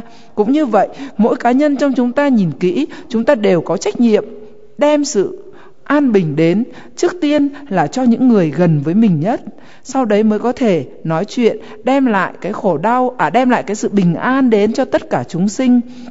Bởi vậy, công hạnh của Bồ Tát là sẵn sàng thay chịu những khổ đau, những bệnh hoạn để có thể để nhường lại những cái hạnh phúc, những cái an vui cho mọi người. Cho nên đây là pháp tu của Bồ Tát, là pháp tu đón nhận hay là thay chịu với cái tâm dũng mãnh, với cái tâm vô úy. Chúng ta sẵn sàng vì cái hạnh phúc, vì sự bình an của mọi người. Nói một cách cụ thể là những người gần với mình nhất, mà chúng ta sẽ sẵn sàng đón nhận những sự bất an hay những sự khổ đau. Đấy là một phần thực hành của Bồ Tát.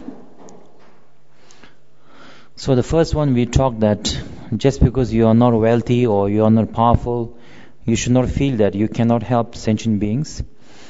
Because if you have the sincere intention to help other beings, in every job, in every way, or in every sort of life, different situation, you will always be able to, benefit other beings.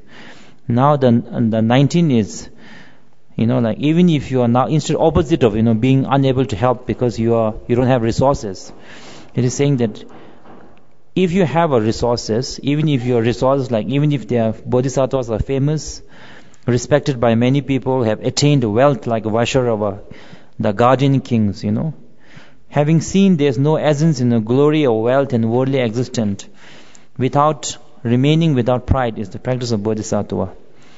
So here, as it says, that sometimes bodhisattvas come in different forms. Sometimes, if you read the Buddha's this thing, sometimes come as a king, sometimes musician, sometimes doctors, businessman, many forms, whatever is beneficial to other sentient beings.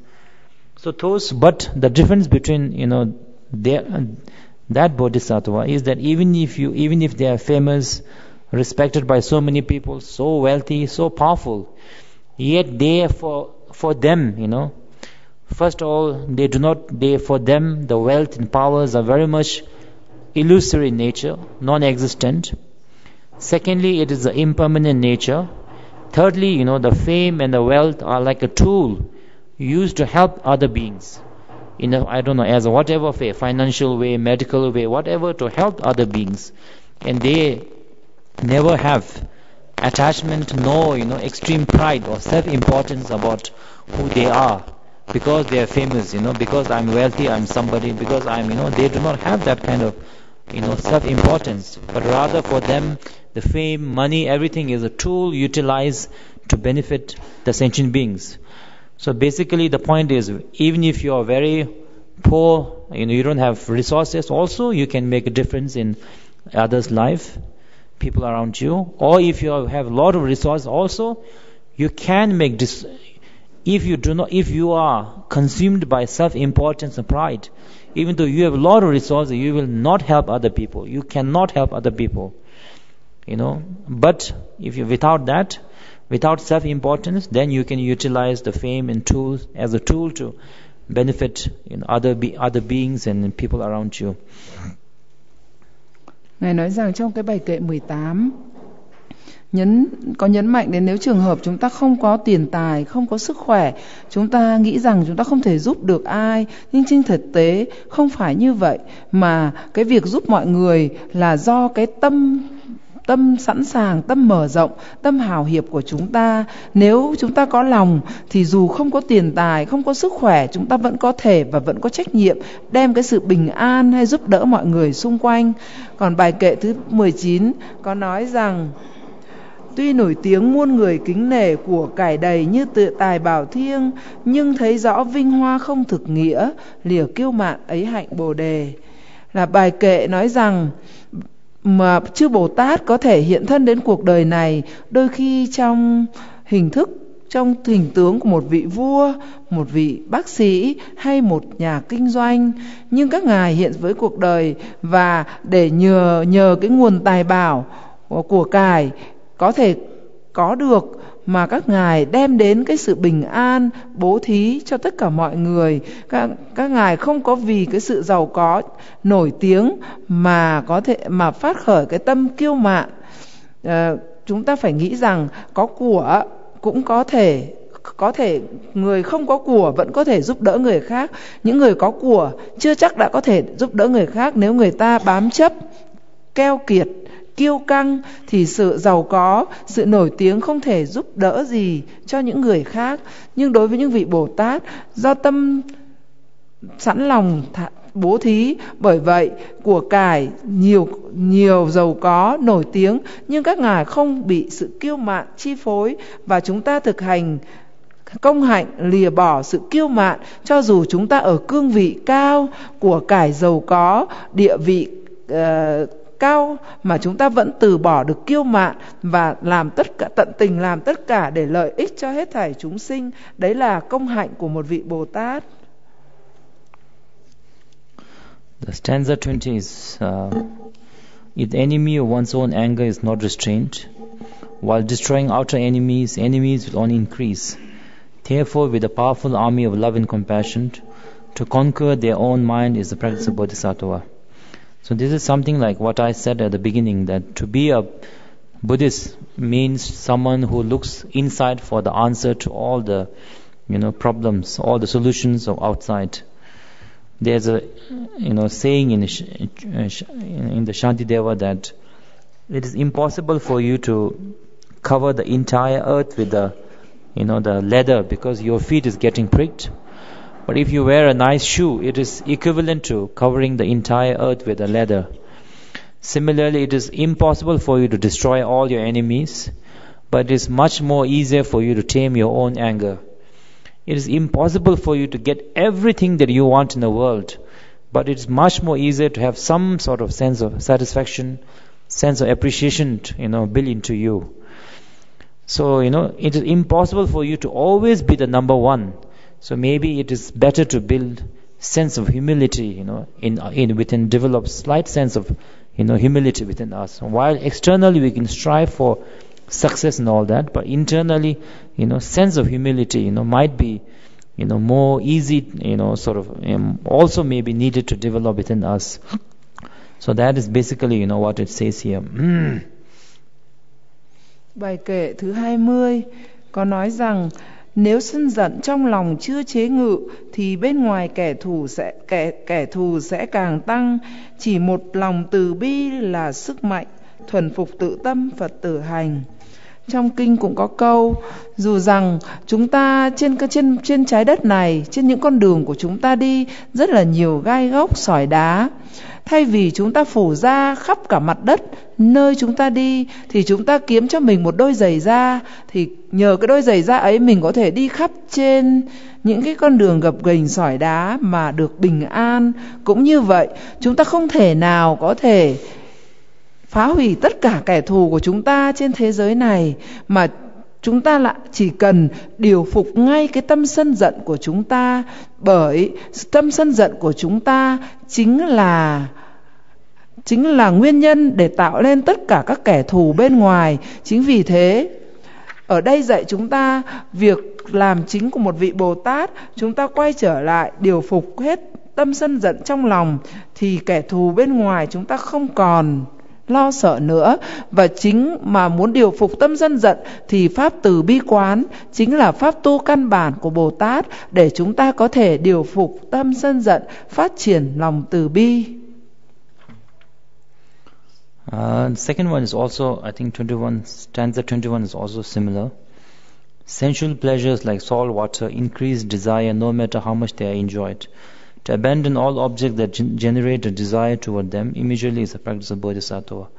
So basically it means that if you feel that without having some sense of, developing spiritual happiness, and it can be any level of happiness, it can be sense of understanding, sense of satisfaction, sense of non-attachment, the way holiness has taught, without some sort of, the spiritual happiness without inside you, and if you feel the 100%ly that certain person, certain object, certain job or certain position will 100%ly satisfy you, without that, then you will definitely be disappointed, because after you gain certain thing, then you will be dissatisfied, again wanting something else. So if you only look for the external happiness and not sort of developing the inner happiness together, then you will be, it will always tend to lead to dissatisfaction one after another. And because of dissatisfaction, you will be chasing endlessly after certain external things. Bài kệ tiếp thứ 21 có nói rằng tham đắm sáu trần như uống nước mặn, càng uống lại càng khát nhiều thêm. Sáu trần hấp dẫn sáu căn tham ái, tức thời buông xả Phật tử hành. Ngài dạy rằng nếu chúng ta không phát triển những cái hạnh phúc tâm linh, nếu chúng ta không phát triển được những cái sự thực hành tâm linh như là không chấp thủ, như là tập xả ly giống như Đức Pháp Vương dạy trong buổi Pháp trước, thì khi chúng ta mong cầu một cái thứ cụ thể nào đó như địa vị hay tiền bạc, thì tất cả dù chúng ta có thể đạt được nó, nhưng chúng ta sẽ tạo thêm đau khổ cho chính mình. Giống như người đang khát mà uống nước muối thì càng uống sẽ càng khát. Bởi vậy tất cả những thứ chúng ta mong cầu, gọi là theo đuổi sáu trần hay là ngũ dục, nó sẽ là những cái nhân để tạo nên đau khổ. Cho nên đối với người tu tập nên tìm những cái hạnh phúc tâm linh, nên hiểu nghĩa của chấp thủ, xả ly, thực hành mới có thể tìm được cái hạnh phúc trong chân thật trong tâm của mình. Và muốn có thể xả ly được thì ngay nơi sáu trần chúng ta nên tập quán chiếu, tập xả ly. Xả ly ở đây mang nghĩa như Pháp Vương dạy mấy hôm trước là thấy rõ được bản chất tánh không của nó. Thì như vậy đấy là con đường thực hành của Bồ Tát Đạo. The manner of all appearance is the creation of one's own mind. That means that firstly it talks about mind. Second one talks about nature of the mind. These two are different. For example, there can be gold cups, gold spoons, gold toilet bowls, gold house, so many things, and they are different. They all have different functions. Gold house you can live in, gold cup you can have drink water from, they all have different house, boat, a vase, cup. But their nature is all same. Their nature is all gold. Similarly, mind can be anger, jealous, whatever. But nature of the mind, all the mind is non-existent, is non-dualistic, the non-dualistic, beyond any dualistic, the union, you can say. So manner of all appearance is the creation of one's mind, means that whatever you see is created by people's mind. There is no existing outside. For example, this is Nepal. We are all in Nepal. We all flew from Vietnam to Nepal. But who says this is Nepal? Does Nepal say it is Nepal, or we the people say this is Nepal? We say this is Nepal. This is the kingdom of Nepal. This is the country of Nepal. We say it.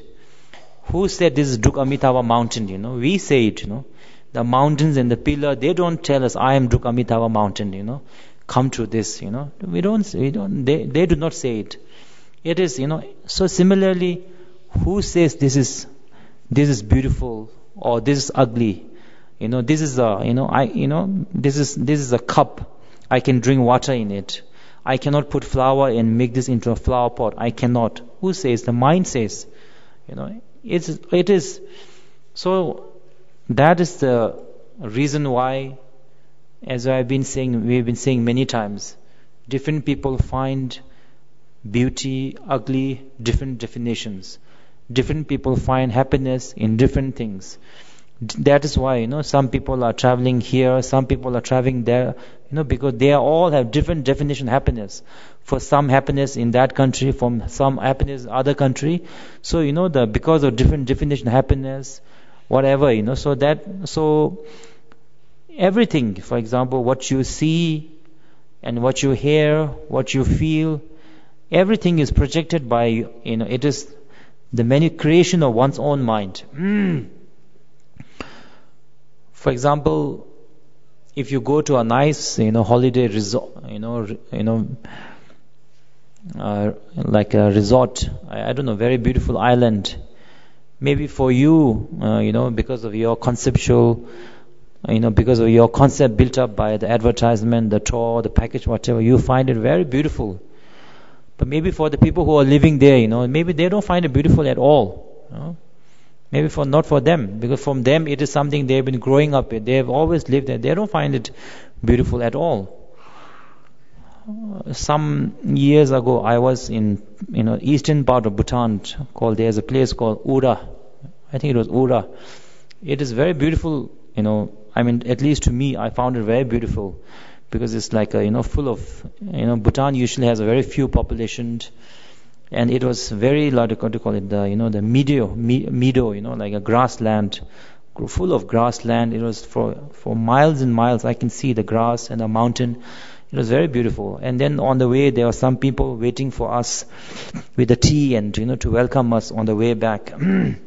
So I told them, you guys must be very happy living in such a beautiful place, So they told me, Rinpoche, what beautiful you are talking about, It's so cold here, except for potato, nothing grows, What beautiful, Rinpoche, we are suffering so much. So, so that is the thing. Usually people also, because the Bhutan is advertised such, they feel that many times even in America, whenever I say I come from Bhutan, I live in Bhutan, it's, the happiest place in the world, You all must be happy, what is your secret, And I heard that some tourist, some of my friends, travel agent, they tell me that some tourists, after they land in Bhutan, they ask that, so, when will I feel happy? What time? So, like these kind of course, you can say Bhutan is a happier place. You can say that because definitely, the government's values, human happiness, spiritual happiness, people do have sense of kindness, tolerance, happiest place. Yes, but happiness is really defined, nobody can define happiness for everybody. Everybody has their own definition of happiness. Actually, even we ourselves don't know what makes us happy. It keeps changing. Definition for our own self also. Depending on our creation of the mind. Our own sort of the idea of happiness changes from time to time. So, like I was saying last time also, you walk for 2 minutes, 2 hours, you sit down, that will be happiness for you. If you sit for 2 hours, then to get up will be happiness for you. So happiness is, definitely sort of like it says here, happiness or many of all appearance is creation of one's mind.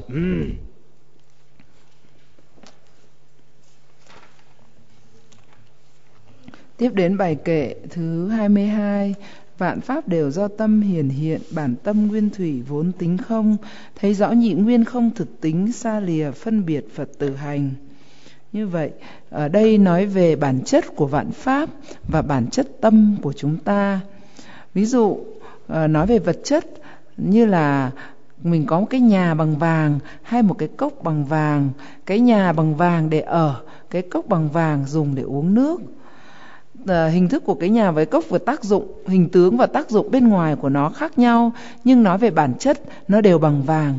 Cũng như vậy, tâm của chúng ta phóng lên các xúc tình tiêu cực như là tham lam, sân giận, tật đố, kiêu căng, vân vân, hay ngay cả những xúc tình tích cực xuất hiện mà về bản chất chúng đều là tánh không. Và cũng trong đây cũng nói, nếu tất cả những gì chúng ta thấy, mắt chúng ta thấy, tai chúng ta nghe, gọi là 6 vạn pháp, 6 trần từ bên ngoài, thì đều là sự phóng chiếu của tâm chúng ta hiển hiện. Chúng ta có thể nói cái này xấu, cái này đẹp, hoặc là mỗi người lại có những cái nhìn xấu đẹp hoàn toàn khác nhau. Có thể người này nhận định cái này là tốt, nhưng người kia sẽ nhận định lại là không tốt. Tốt hay không tốt hoàn toàn tùy thuộc vào tâm của chúng ta, do tâm của chúng ta hoàn toàn biến ra.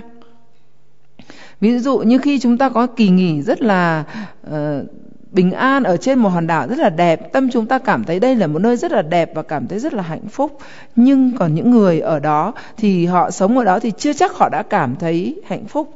Ví dụ như có lần tôi đi đến phía đông, miền đông của Bhutan, gọi là Hura, thì tôi thấy rằng đấy là một cái núi tuyết, có thể nhìn được khoảng bao nhiêu, nhìn được, và tuyết phủ trắng khắp, rất là đẹp. Tôi thấy rất là đẹp, có thể như trong như pha lê, và nhìn những ngọn núi tuyết thấy vô cùng là đẹp.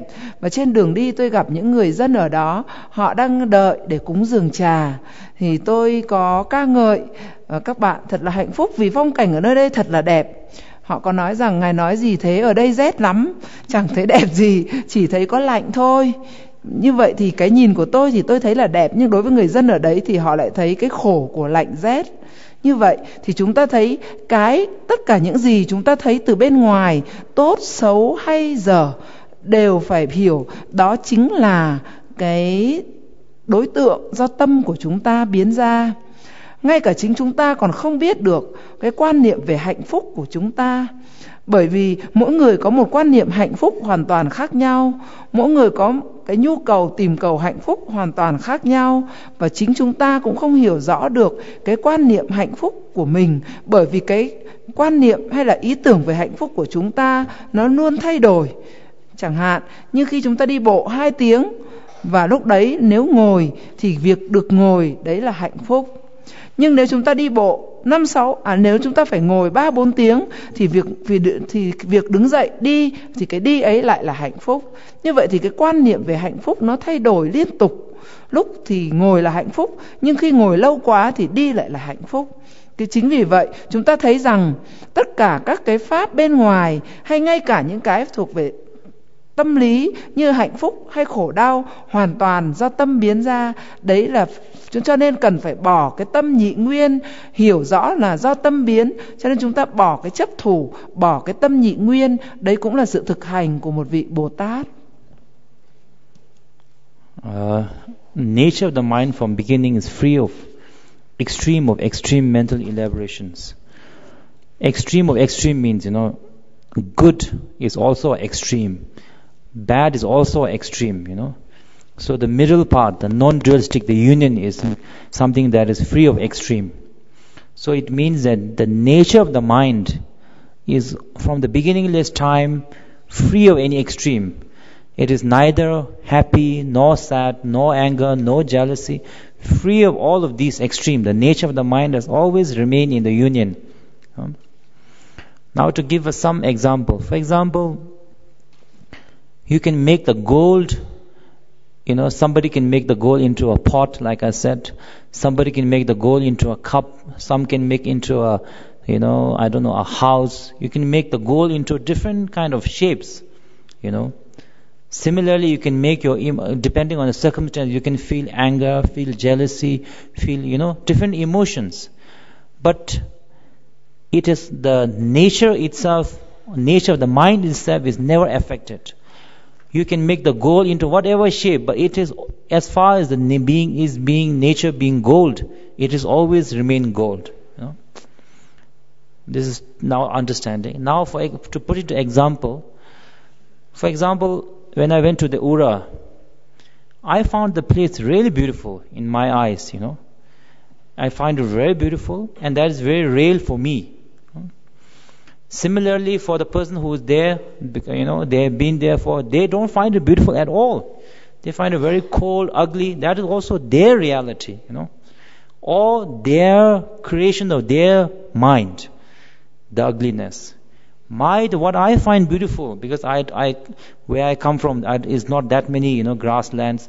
So I find it beautiful. That is my creation, So we cannot both be right, We cannot say yes, of course, we cannot be, either it has to be, So the question is it beautiful or is it not beautiful? So the answer is that it is beautiful for that person because of his mind. It's beautiful for me because of mine. But the nature of itself is beyond both of this. What is the nature? Because both of beautiful and not beautiful, two of us are creating it, projecting it. But what is its own nature without our projection? That is, non-dualistic, the union. You can say beyond good and bad, beyond beautiful and ugly, beyond that. Because both good and bad, beautiful and ugly, we are projecting. So without projecting, if you live without projecting in the nature, what is its own nature? Its own nature is the middle path. It is always in the middle, beyond, neither falling in the side of good or bad, ugly or beautiful. So masters say that by nature, all the phenomena, external phenomena as well as your own mind, is in the middle path. But by fabrication, I can make it into a beautiful, somebody can make it into an ugly, you can fabricate into the two extremes. But by nature, without our fabrication, all the phenomena, including our mind, is in the union, in the middle path. So that's why I said again also, in the Guru Yoga, always dissolve the Guru into you, remain in the nature, without fabrication. That is the reason. If you can do that very well, then next time when you are going through difficult pain or great excitement, also you can remain in the nature and understand the nature of the anger, nature of the sadness. There is no pain. Pain also doesn't have inherent existence. It is because, your projection is creating pain. Like I said earlier, when you want to become famous, nobody is chasing after you. Feel pain because your mind creates saying you want to be famous. When you have become famous, people are bothering you too much. You want privacy. Your mind says privacy is happiness. That time people come to you, you feel unhappy. So happiness and pain, similarly, many things can be, sort of, that example can be applied to many things. So, depending on your creation, happiness and sadness, but the nature of the mind without creation is the union. That's why one time also I remember showing about the crystal also. Crystal has its no nature, so they can reflect different color. Our mind nature is none of, either mind nature is non-union, that's why it can show anger, jealousy, whatever, different emotions are reflected.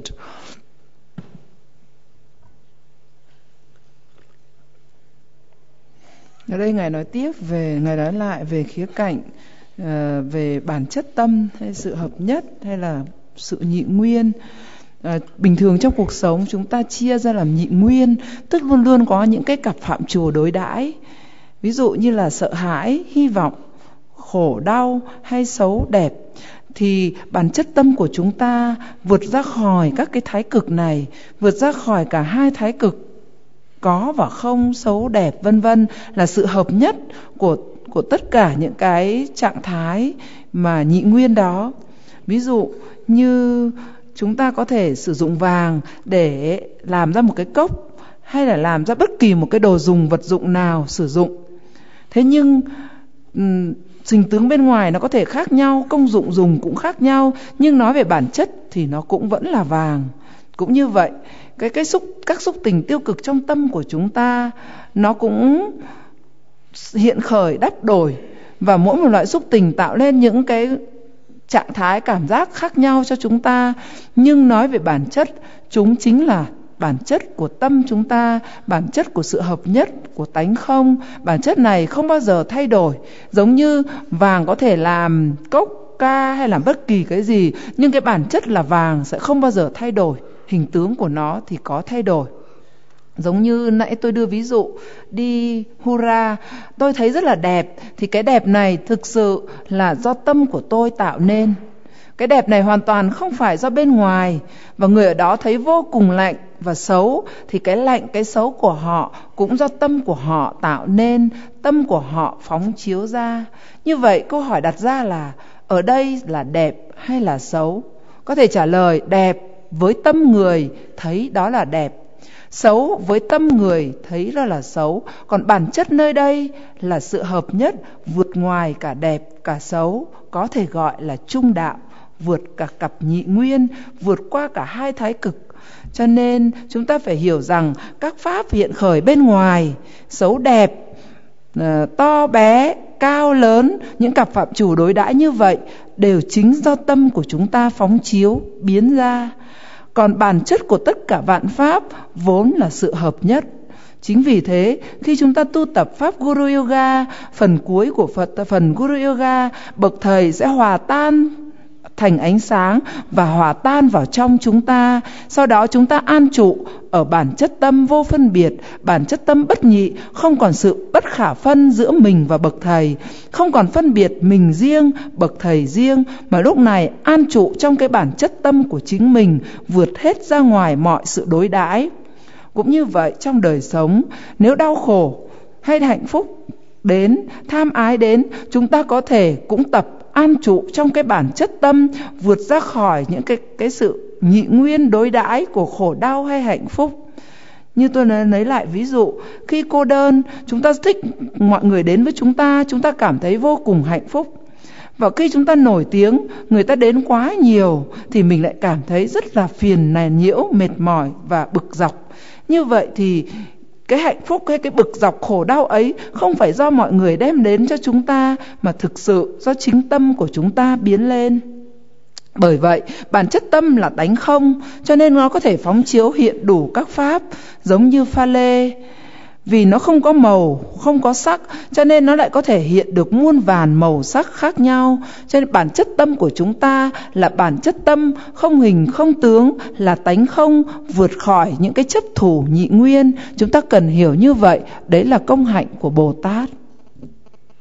So a few days back when Holiness told us about, that attachment doesn't mean, non-attachment doesn't mean don't love your family, make your family unhappy, But true non-attachment is when you understand nothing exists as it appears to be. Holiness was referring to this. For example, for myself, holiness is not telling me, don't go to Ura, the beautiful place. Don't go there. It's attachment, Don't enjoy the beautiful scenery in Ura. It's attachment. Don't go there. You are not allowed to go to Ura because it's attachment. That's not what holiness is telling us. Holiness is telling us you can go to Ura, you can enjoy the beautiful scenery, but you must understand the beautiful Ura that you are seeing. You must understand it is a creation of your mind. It does not exist as it appears to be outside. This is what, the message that holiness was saying. I can go to Ura, enjoy the Ura. I enjoy Ura. I always enjoy driving that way. You can enjoy that, but don't have attachment that it exists as it appears to be. That is the message holiness was saying. Because if I believe it exists as it appears to be, then I will become fanatic about it. Then if somebody says it is not beautiful, I will disagree. Not only I will disagree, I will say, I cannot believe that they cannot find this place beautiful. How dare he disagree with me? This place is so beautiful. This person is so beautiful. This is so good. This is nice. How can you disagree with me? No, you have to agree with me. He is a good person. You must love him. He is my friend, so he must be everybody's friend. So like that, whatever we perceive, whether it's a friend or a success or a wealth, whatever family, we become very fanatic about it. That fanaticism leads to pain, anger, disappointment, so and so. Not the caring part. So holiness was saying basically you can go to Ura, you can enjoy the beautiful scenery, but do not have the concept that Ura exists, beauty of the Ura exists there 100%ly, as it appears to be. Ngài nói rằng giống như Đức Pháp Vương đã giảng rất kỹ về nghĩa chấp thủ và nghĩa xả ly như mấy hôm trước Ngài đã giảng. Xả ly không có nghĩa là chúng ta phải xả ly gia đình, xả ly của cải, xả ly vật chất, mà xả ly có nghĩa là thấy rõ được bản chất tính không của nó, thấy rõ được cái hình tướng hư vọng của nó. Giống như khi chúng tôi đi Hura, Đức Pháp Vương đã không cản chúng tôi rằng không được đến Hura, vì khi mà đến đó mình sẽ đắm chấp vào đó, đó là sự chấp thủ. Mà Ngài dạy rằng hãy đi Hura và hãy thực sự tận hưởng những giây phút an bình của Hura, nhưng vấn đề là không nên bám chấp, không nên chấp thủ. Có nghĩa là đừng thấy rằng Hura thực sự tồn tại một cách chắc thật, đừng thấy rằng nó tồn tại chắc thật như là nó xuất hiện, như là hình tướng của nó bên ngoài. Cũng như vậy, nếu chúng ta bám chấp do rằng người này rất là tốt, đây là bạn của tôi, thì khi một người khác thấy rằng ông này rất là xấu thì chúng ta sẽ tranh cãi rằng ông ta rất là tốt, tại sao lại nói là ông ta xấu. Chúng ta sẽ trở lên vô cùng cố thủ. Và những sự cố thủ này sẽ tạo nên biết bao vấn đề đau đầu, biết bao những sự tranh cãi. Bởi vậy chúng ta phải hiểu rằng tất cả những gì tồn tại mà chúng ta đang thấy, nghe đều do những khái niệm, những tâm nhị nguyên của chúng ta tự bám chấp, tự phóng chiếu nên. Và chúng ta với một hành giả tu hành Bồ Tát hạnh, chúng ta phải vượt ra khỏi cái sự chấp thủ nhị nguyên đó. Chúng ta phải hoàn toàn thoát ly được nó. Đó chính là nghĩa xả ly, và đó là nghĩa xả ly và chấp thủ mà mấy hôm trước Đức Pháp Vương đã dạy. It carry on to the attachment when meeting with pleasant objects. Like a rainbow in the summer, although they appear lovely, they are not really being seen. To abandon this attachment is a practice of Bodhisattva. So this is what we have been talking about. Even when you see beautiful, like a beautiful place like Ura that I was talking about, or a beautiful person, or a beautiful house, you can see it, you can enjoy the beauty, but understand that it doesn't exist as it appears to be. Like a rainbow, like a rainbow looks very beautiful, but because of, the rain, the sun, heat, it just appeared there. It looks very real, but it doesn't exist. Similarly, because our preconceived, our concept that this is beautiful, this is whatever, externally also beautiful things appears to exist. But understanding that nothing exists as it appears to be, is the non-attachment, and that is the practice of Bodhisattva. Và bài kệ tiếp là bài kệ thứ 23 có nói rằng khi gặp cảnh vui tươi đẹp ý, quán huyễn như cầu vồng mùa hạ, tuy mỹ lệ nhưng không thật chất, xả ly tham chấp Phật tử hành. Đây là nói về nghĩa sự bám chấp của chúng ta, chính là phần mà Nhiếp Chính Vương vừa giảng. Ngài dạy rằng khi chúng ta nhìn thấy một người nào đó đẹp, một cái nhà đẹp hay một cảnh nào đó đẹp, chúng ta vẫn có thể để cho tâm mình thư giãn và tận hưởng những cái giây phút an bình khi nhìn thấy cái đẹp. Nhưng vấn đề chúng ta phải thấy rõ nó không có bản chất, nó không hề có một cái bản chất thật. Nó đẹp, nó phải đẹp mãi, phải tồn tại một cách chắc thật. Nhưng thực ra nó hư vọng, những cái đẹp ấy nó chỉ thoáng qua, giống như là cầu vồng của mùa hạ. Cầu vồng mùa hạ nhìn đủ 7 sắc cầu vồng rất là đẹp giữa mùa hè, nhưng một lúc là nó tan biến. Cho nên tất cả những cái ấy nó không có bản chất.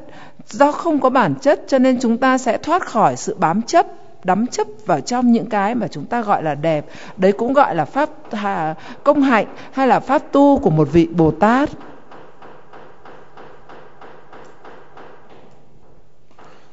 The stanza 24, and I think today the last. So that time we were talking about how beautiful things and how happy things, are also, happiness also doesn't exist as it appears to be. Like I remember last time we were talking about, the tourist going to the Taksang and the traveler guide, how he felt.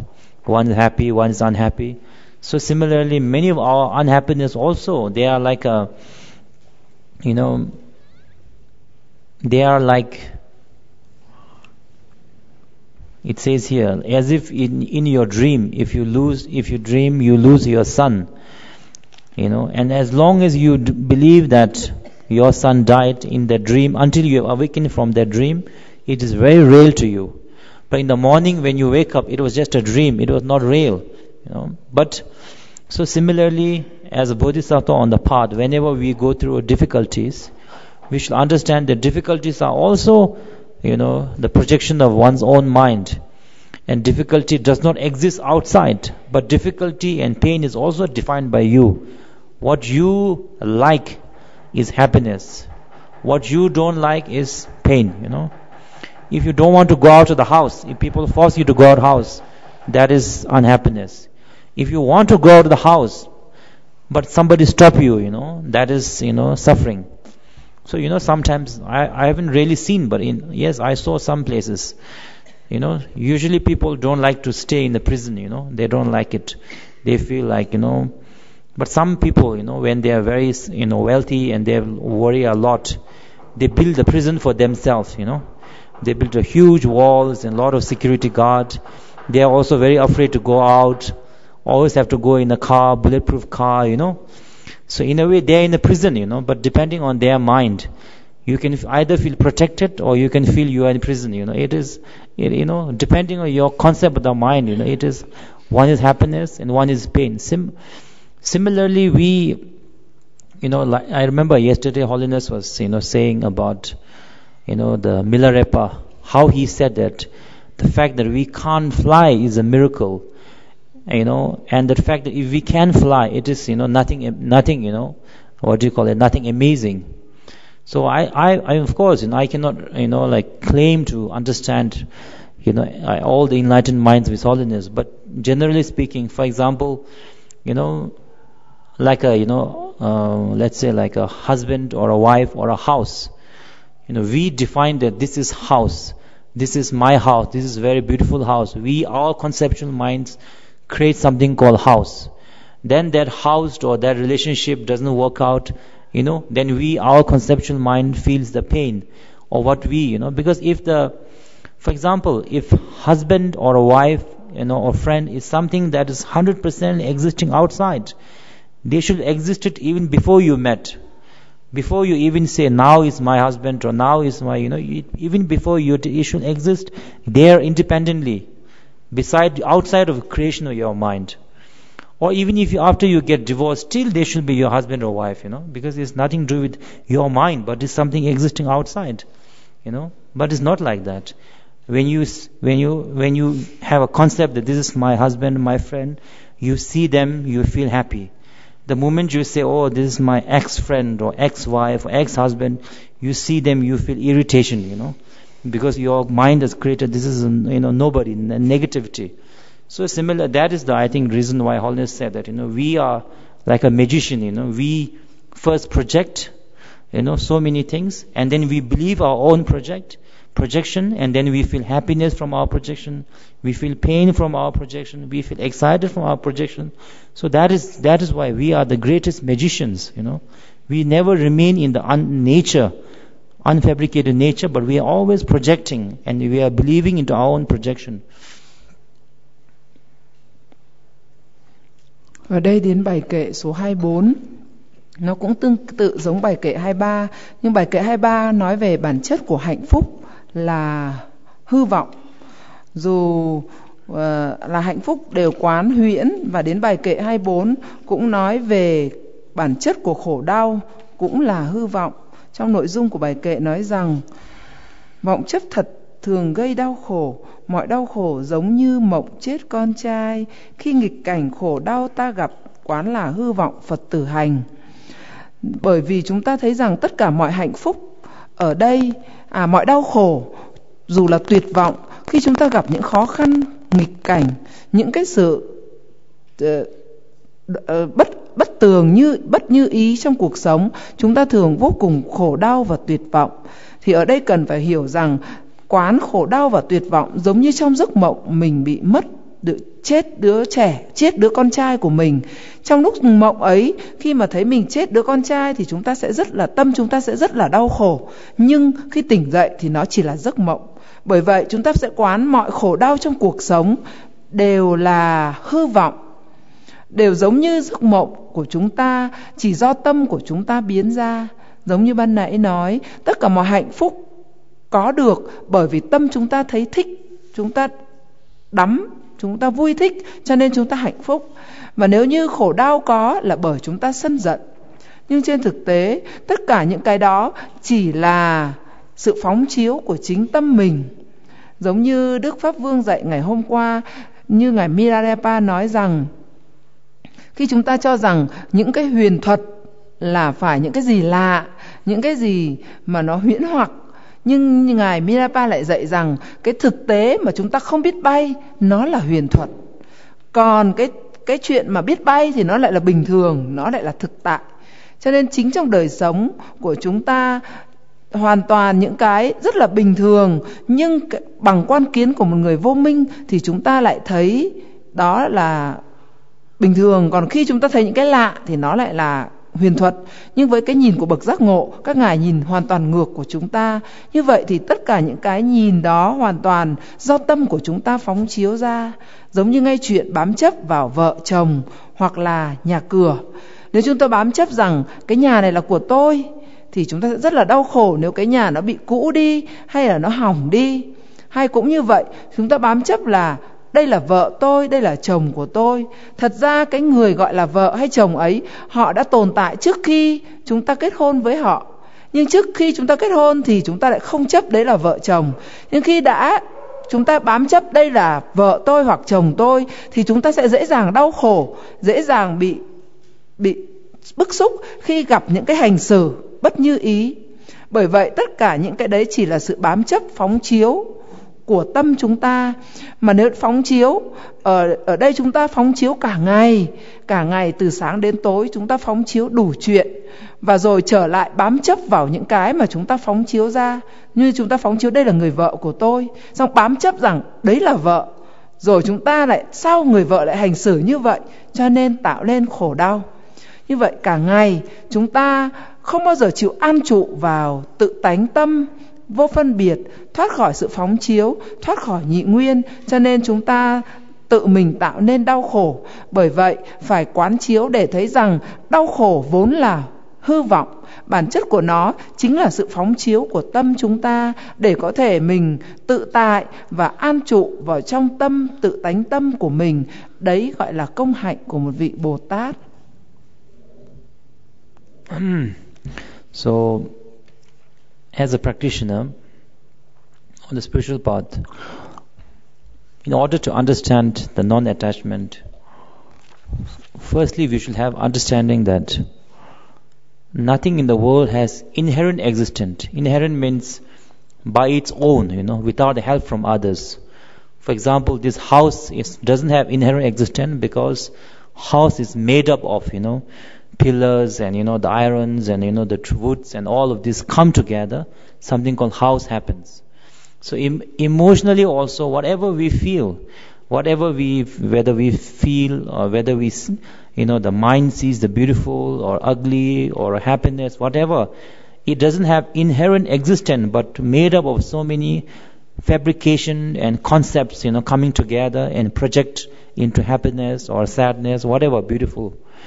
So as a practitioner, through the non-fabrication meditation, we have to understand how we project, how we don't remain in the nature, but we project beauty, ugly, pain, this is happiness, this is pain, instead of following the pain.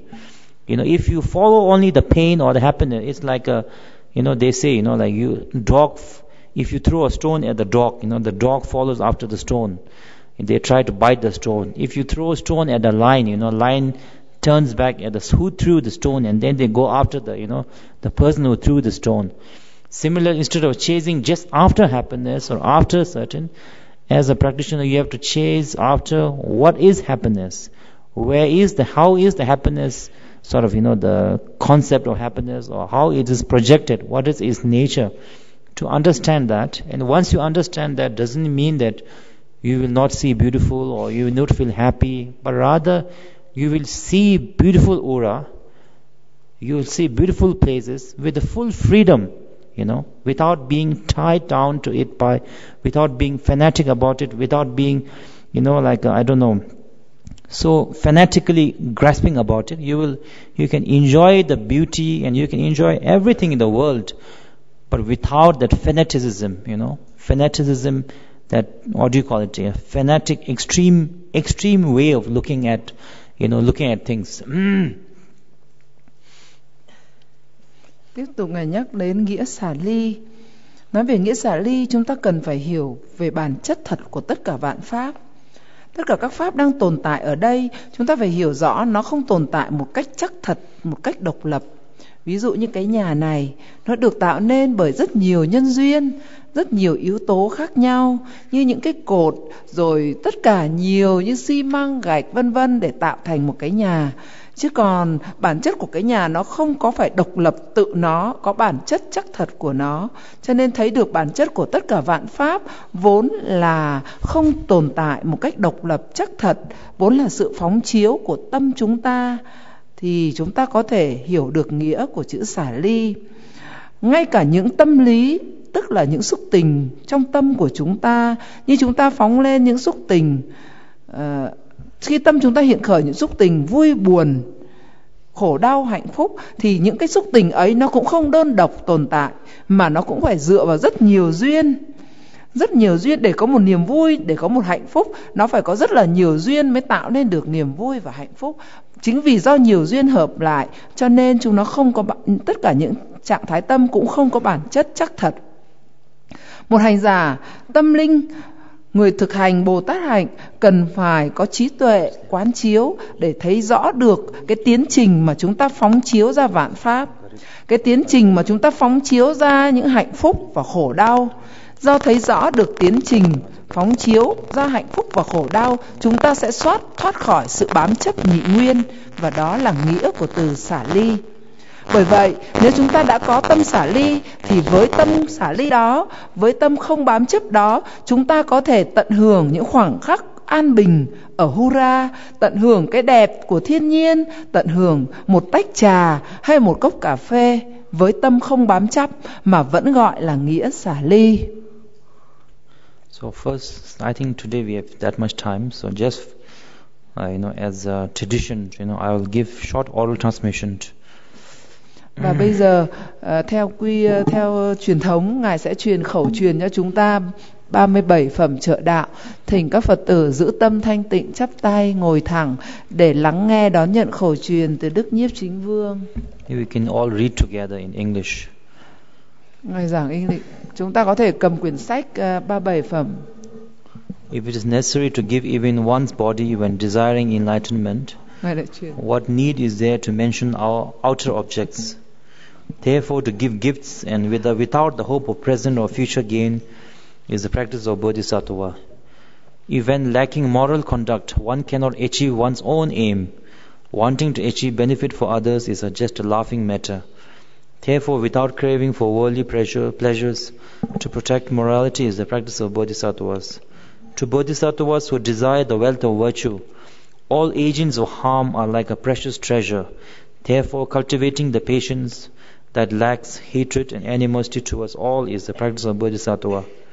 If even Sharvakas and Pratigya Buddhas who work only for self-gain are seen to exert themselves as if extinguishing burning fires on their heads, in order to benefit all beings, to undertake diligence, the source of all good qualities is the practice of Bodhisattva. Through having realized the Vipassana meditative insight, possessed with excellent shamatha, obscurations are completely destroyed. By the concentration which surpasses the four formless stages, to cultivate such concentration is the practice of Bodhisattvas. Lacking the wisdom that possesses method, one will be unable to achieve complete Buddhahood. By the means of 5 other perfections, this wisdom does not differentiate the 3 spheres of subject, object and action. It is therefore the practice of Bodhisattvas to cultivate wisdom. Without examining one's own mistake and possessing merely the external appearance of a practitioner, one is possible to act antithetically to the Dharma. Therefore, to continuously examine their own mistakes and to abandon the mistake is the practice of Bodhisattvas. If a Bodhisattva were to describe the fault of other Bodhisattvas due to the power of obscurations, he himself will degenerate. Therefore, not speaking of the fault of others who abide in the Mahayana is the practice of Bodhisattva. As quarreling back and forth in order to gain wealth and honor degenerates the action of listening, thinking and meditating, to abandon attachment to the household or family, friends and sponsors is the practice of Bodhisattvas. Because of harsh words, the mind of others are disturbed and the character of Bodhisattva degenerate. To abandon harsh words, unpleasant to others, is the practice of Bodhisattvas. Because obscurations, when habituated, are difficult to reverse with any antidote, waiting ready as mindfulness introspective beings who have grasped the antidotal sword to destroy the obscurations such as attachment and others, the very first moment they appear is the practice of Bodhisattvas.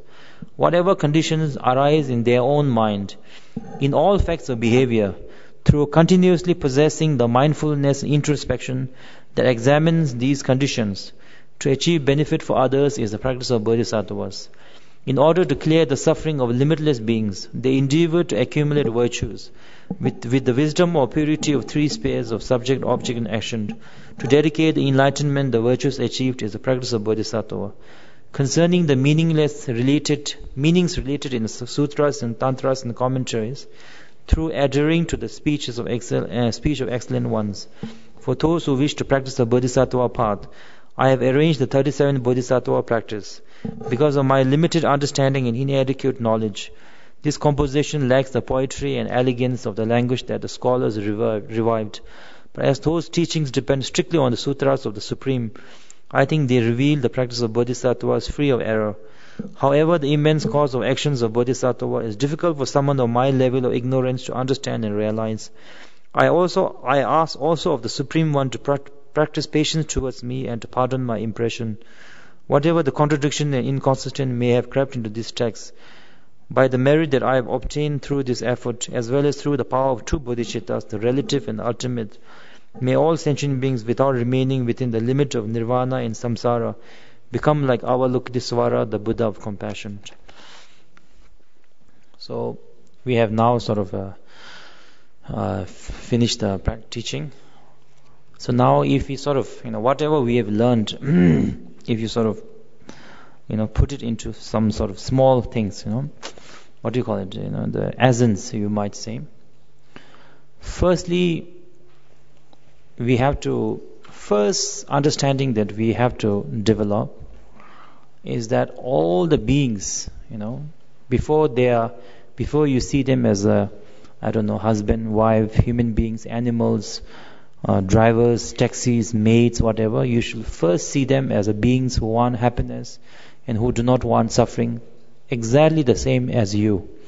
That is the basic understanding. With that understanding, one will be minimizing the negative karma or negative action, or you can say that we will not be harming other beings. With that understanding, we should try our best not to harm other beings and accumulate negative karma, and the consequences of lower realms and sufferings in this life. Once that understanding is firmly, quite well built, with that understanding as a foundation, then we should talk of, benefiting sentient beings, starting from people in our own life to, whatever we can do. So maybe at first, we can do only very small things unconditionally, but maybe through the prayers, through the practice, through the meditation, we have to develop the, unconditional love, from the depth of our heart. So we have to start making people around us happy. So maybe at the beginning our unconditional is only like 10%, but slowly we can increase. But whatever is done, the 10%, that has to be unconditional love, and that is very important. That is how we develop, the bodhicitta.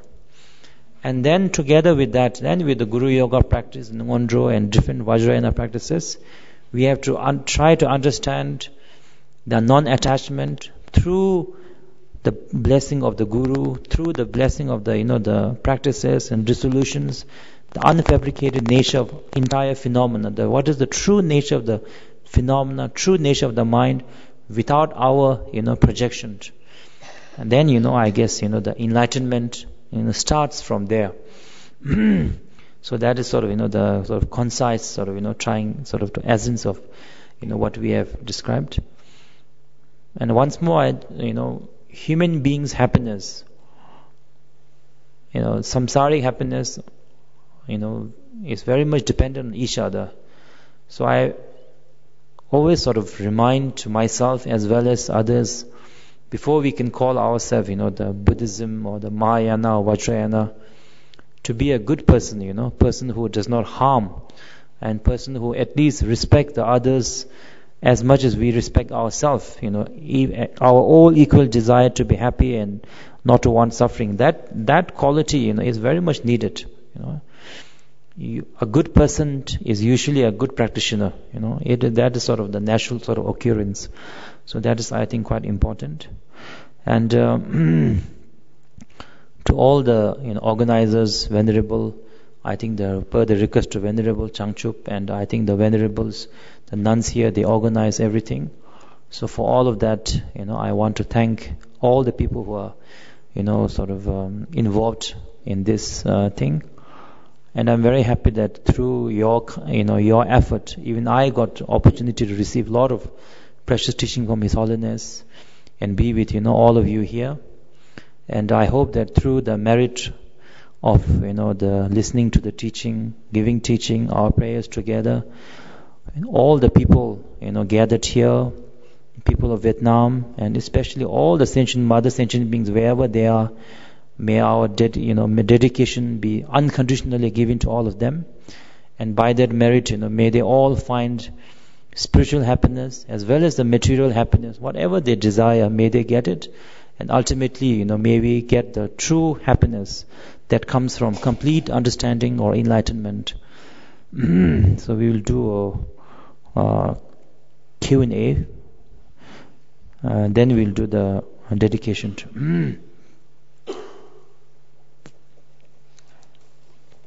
Ngài nhắc nhở chúng ta tóm lược lại có mấy điều mà chúng ta cần phải áp dụng, mấy điều cốt tủy cần phải áp dụng trong đời sống hàng ngày.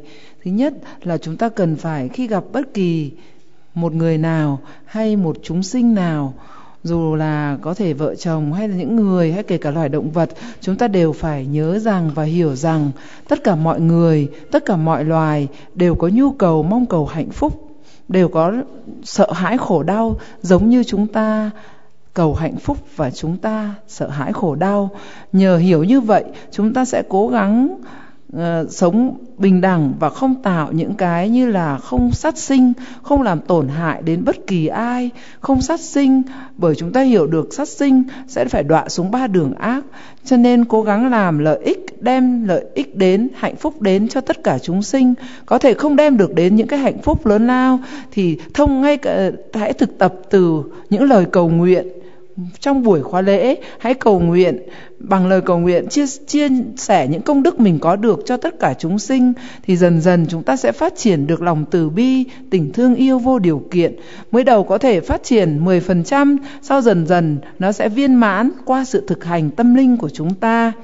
Và trong những hành giả thực hành Ngondro hay Guru Yoga thì chúng ta hiểu rằng phải hiểu được cái sự căn bản của pháp tu là giúp chúng ta hiểu ra được thực tại tuyệt đối của bản tâm chúng ta, thoát khỏi mọi sự phóng chiếu, mọi sự chấp thủ của tâm nhị nguyên. Và những cái hạnh phúc của loài người hay hạnh phúc mang tính tương đối trong luân hồi của chúng ta hoàn toàn phụ thuộc vào việc chúng ta có đem đến bình an, hạnh phúc cho người khác hay không. Bởi vậy, bản thân tôi cũng như các Phật tử hãy cố gắng trở thành một người tốt, có nghĩa là trở thành một hành giả thực hành pháp tốt. Nhờ chúng ta trở thành một người tốt, một hành giả thực hành tốt, chúng ta sẽ tìm được dần dần cái hạnh phúc chân thật cho chính mình và đem đến sự an bình cho tất cả mọi người. Hôm nay là giờ kết thúc. Tôi xin cảm ơn ban tổ chức, và khóa chuyên tu này được thỉnh cầu từ Sư Cô Huệ Đức Việt Nam và được sự nỗ lực tổ chức của Chư Ni tại Amitabha, và công đức của tất cả các Phật tử tới đây nghe Pháp, đón nhận giáo Pháp từ Đức Pháp Vương. Tất cả góp lại sẽ tạo lên một cái công đức vô lượng. Chúng ta hãy với tâm tình thương yêu vô điều kiện, với lòng từ bi vô điều kiện, chúng ta hãy hướng về tất cả những chúng sinh mẹ, tức là những chúng sinh đã là cha là mẹ thân thuộc của chúng ta từ nhiều đời, để hồi hướng công đức đến cho tất cả chúng sinh.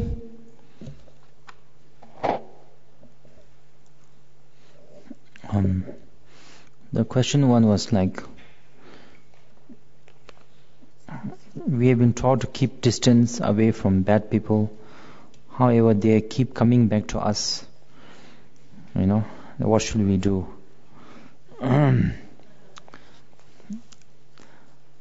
I think, firstly, you have to, bad people, good people is defined, as I said last time, by how much you get influenced by them. If you don't get influenced by them, then there is no such a thing as bad people. You have to transform the others. But if we are weak right now, we get easily influenced by negativity, then we have to keep our best to keep distance, keep physical distance, whatever methods are available to us.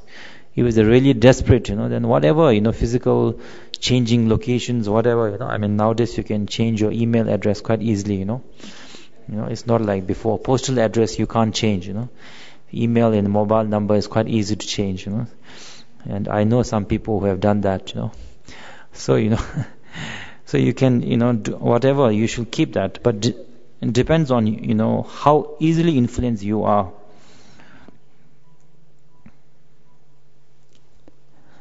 I didn't get the question. Question was, some bad people, they keep coming back to our life, even though they try, to keep distance. So the question is, are you easily influenced or not? If you are easily influenced, then you have to, through whatever means, change your email address, mobile phone, whatever, you have to keep distance. If you don't get influenced, then you can handle it, then you can handle it, no problem.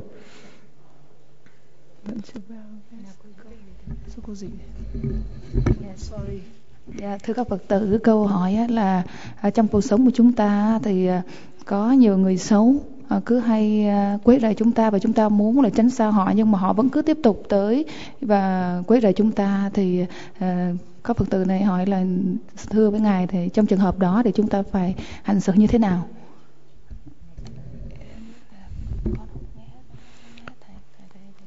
The second question was, I've been trying to forgive and forget people who hurt us, cheat and steal from us. But it's easier said than done, and sometimes pain and all this come back. When the pain, yes, it is, in a way it is not easy, but in a way it's not that difficult also. The question is, when you feel, but I'm not saying that you should allow yourself to be cheated again. You should allow yourself to be, hurted again. Definitely not.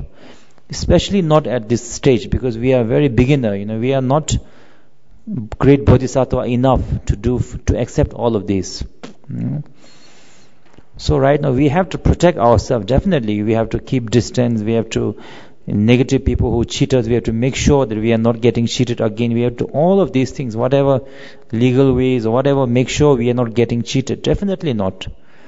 But what has already happened, you cannot reverse it. There's nothing you can do to rewind it and change it again. You cannot change the past.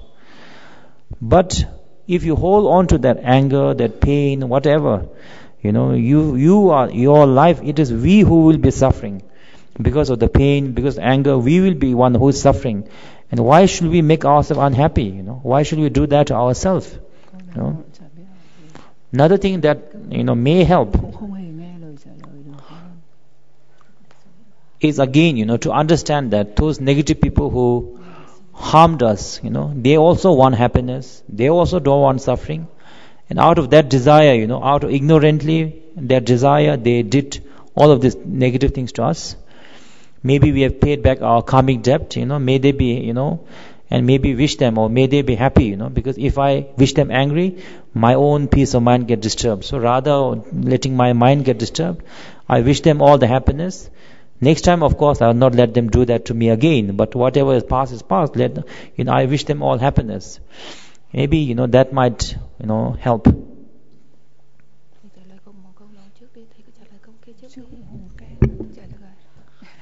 Nhà chùa nghĩ rằng ai hỏi chắc là biết tiếng Anh, cho nên rất xin lỗi là nhà chùa không tập trung để nghe lời trả lời của ngài.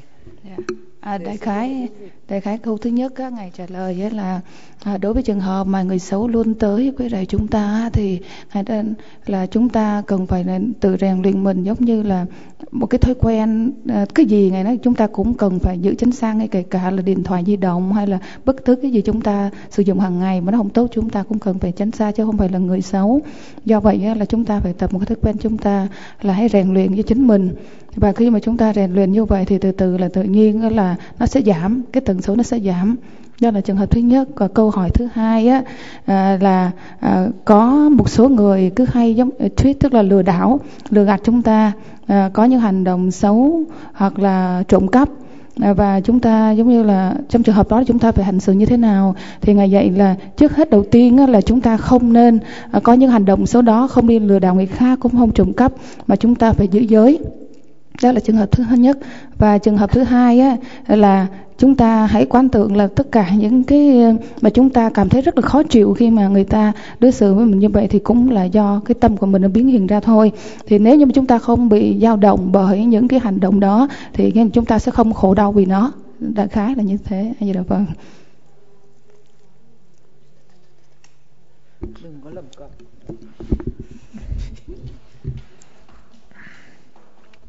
Maybe you can look at the picture of that person, and then, without letting hatred control emotions controlling you, you can just look at that person's picture and you can just say, he or she is somebody who wants happiness, who doesn't want suffering. And because of that desire, he or she did that. And I understand their motivation, and I sort of, understand their motivation. That might help you.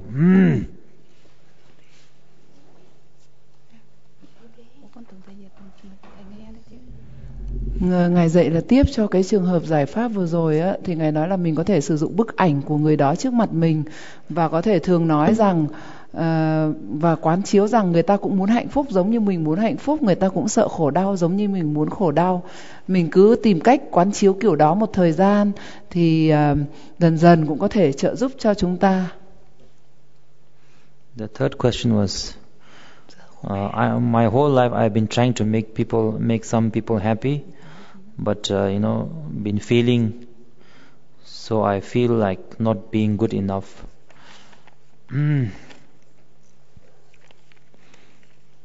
It is true that you cannot make everybody happy, That's for fact. Even Buddha Shakyamuni said, that it is impossible to make everybody happy, Even Buddha himself, he couldn't do it. How can we do it? That's why I said yesterday also that we should not necessarily be outcome driven. We should be intention driven. Intention driven means that if you are trying to make somebody happy, you have to very honestly look into your mind. Look into your mind, and have you, sincerely within your own capability, have you tried to make somebody, people you love, people in your life, have you tried your best to make them happy? Have you done it, if possible, at least maybe try to do it unconditionally, without expecting even anything, have you done it your best to make people happy and unconditionally? And if within, because nobody can, you cannot cheat yourself, you know your mind very well. If you feel that you have tried your best and still they are unhappy, then there's nothing you can do about it. There's no need to, worry about it. Because positive karma, negative karma is defined by your intention, not necessarily by the result. That's why we also said, that if it's everything is driven by the outcome, even Buddha Shakyamuni is, maybe a failure because all of us are not enlightened, Buddha wanted everybody to enlighten, but his own intention was selfless for the benefit of all sentient beings. He did 6 paramitas, so he got enlightened, We are still here. So similarly, when you are doing good things, it is impossible. You should try, but it's impossible to make everyone happy. But deep in your own heart, if you know you've sincerely tried your best, then there's nothing to regret about. Và câu hỏi thứ 3 của một vị Phật tử hỏi đó là đôi khi cái vị này cảm thấy là chưa đối xử tốt với mẹ mình và một số người nào đó, và chưa làm cho mẹ mình hay là một số người cảm thấy là hạnh phúc. Chính vì vậy cô cảm thấy là áy náy, và cô bạch với Ngài là có cách nào để giúp cho cô trong trường hợp này, giúp cho cô như thế nào. Thì Ngài có dạy rằng là chúng ta chưa phải là Bồ Tát, mà ngay kể cả Đức Phật Thích Ca Mâu Ni cũng vậy. Ngài cũng không thể nào mà làm thỏa mãn hết tất cả mọi người và đem hạnh phúc tới cho tất cả mọi người, tùy theo cái nghiệp duyên của mỗi người. Nhưng vấn đề quan trọng là chúng ta khi làm một việc tốt, chúng ta phải cố gắng hết khả năng của mình. Đó là cái thứ nhất. Và cái thứ hai đó là chúng ta làm với một động cơ là vô điều kiện. Thì chúng ta hãy cứ làm và phát triển cái tâm Bồ Đề của chúng ta như thế. Còn nếu mà để muốn thỏa mãn cho hết tất cả chúng sanh thì có lẽ là chúng ta không đủ, bởi vì chúng ta không phải là Bồ Tát, cũng không phải là Phật. Do vậy chúng ta hãy cố gắng làm việc thiện trong khả năng tốt nhất của mình, nhưng vấn đề quan trọng là vô điều kiện. A Di Đà Phật.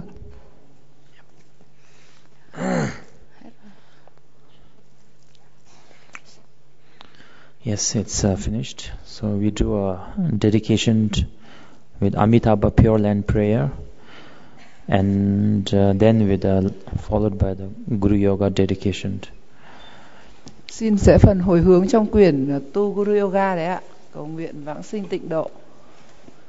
Emahong Hazara Sangye Nawan Taye Da Yesu Chon Tujen Chembonda Yendu Semba Tujen Tomnam La Sangye Chansa Bamen Gorgi Tiki Ngonzaram Badu Mebayi Dewa Jenshen Jawe Shinkamde Tashen Dine Tsepe Gyurma Ta Kewa Shingin Barman Chepa Teroi kene nante shedon sho teke dage melam dabandi choju sange chansemen damje ki kime chubar chinge laptos tayada penza di awan boda nae so ema ho ngozar sange nawan taye da Yesu chon dujen chembonda Yendu semba tujen domnam la sangye chansem bamen korgi Teki ngonzara batu mebayi dewa chenshen jawe shinkam Tashen dine tsepe gyurma ta kewa shingi barma chumba Tero ekene nante shedon sho Teke dagi melam tabandi chochu sangye chansame damche ki gigme drubara chinge laptos Tayan ta benza ndi awa boda nae so ema ho ngozara sangye nawa tae da yeso jo doje chembon ta yendo semba tujen tom nam la sangye chansam bamen korngi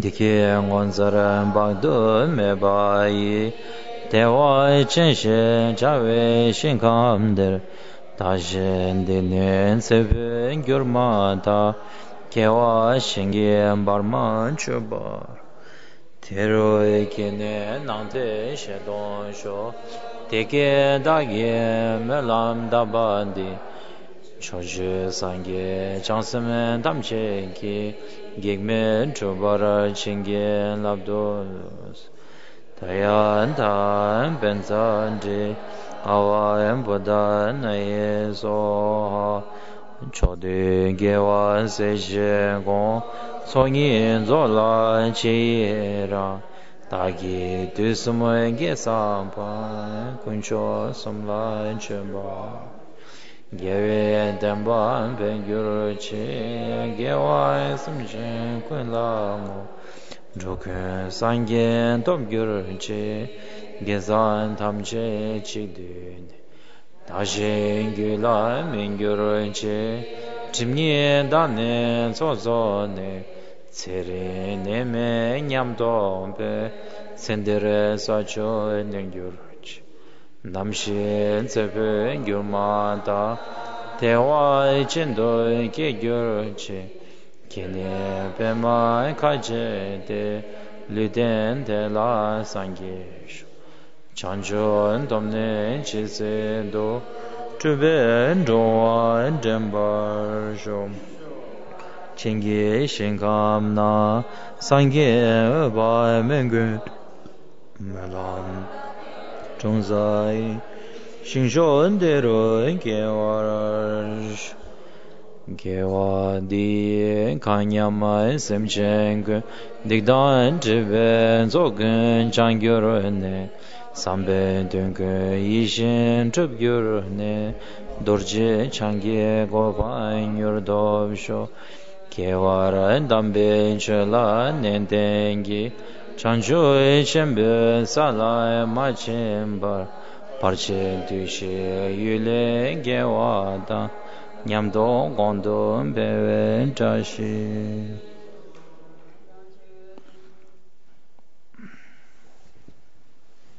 Thank you very much. Kamang Nyunyo.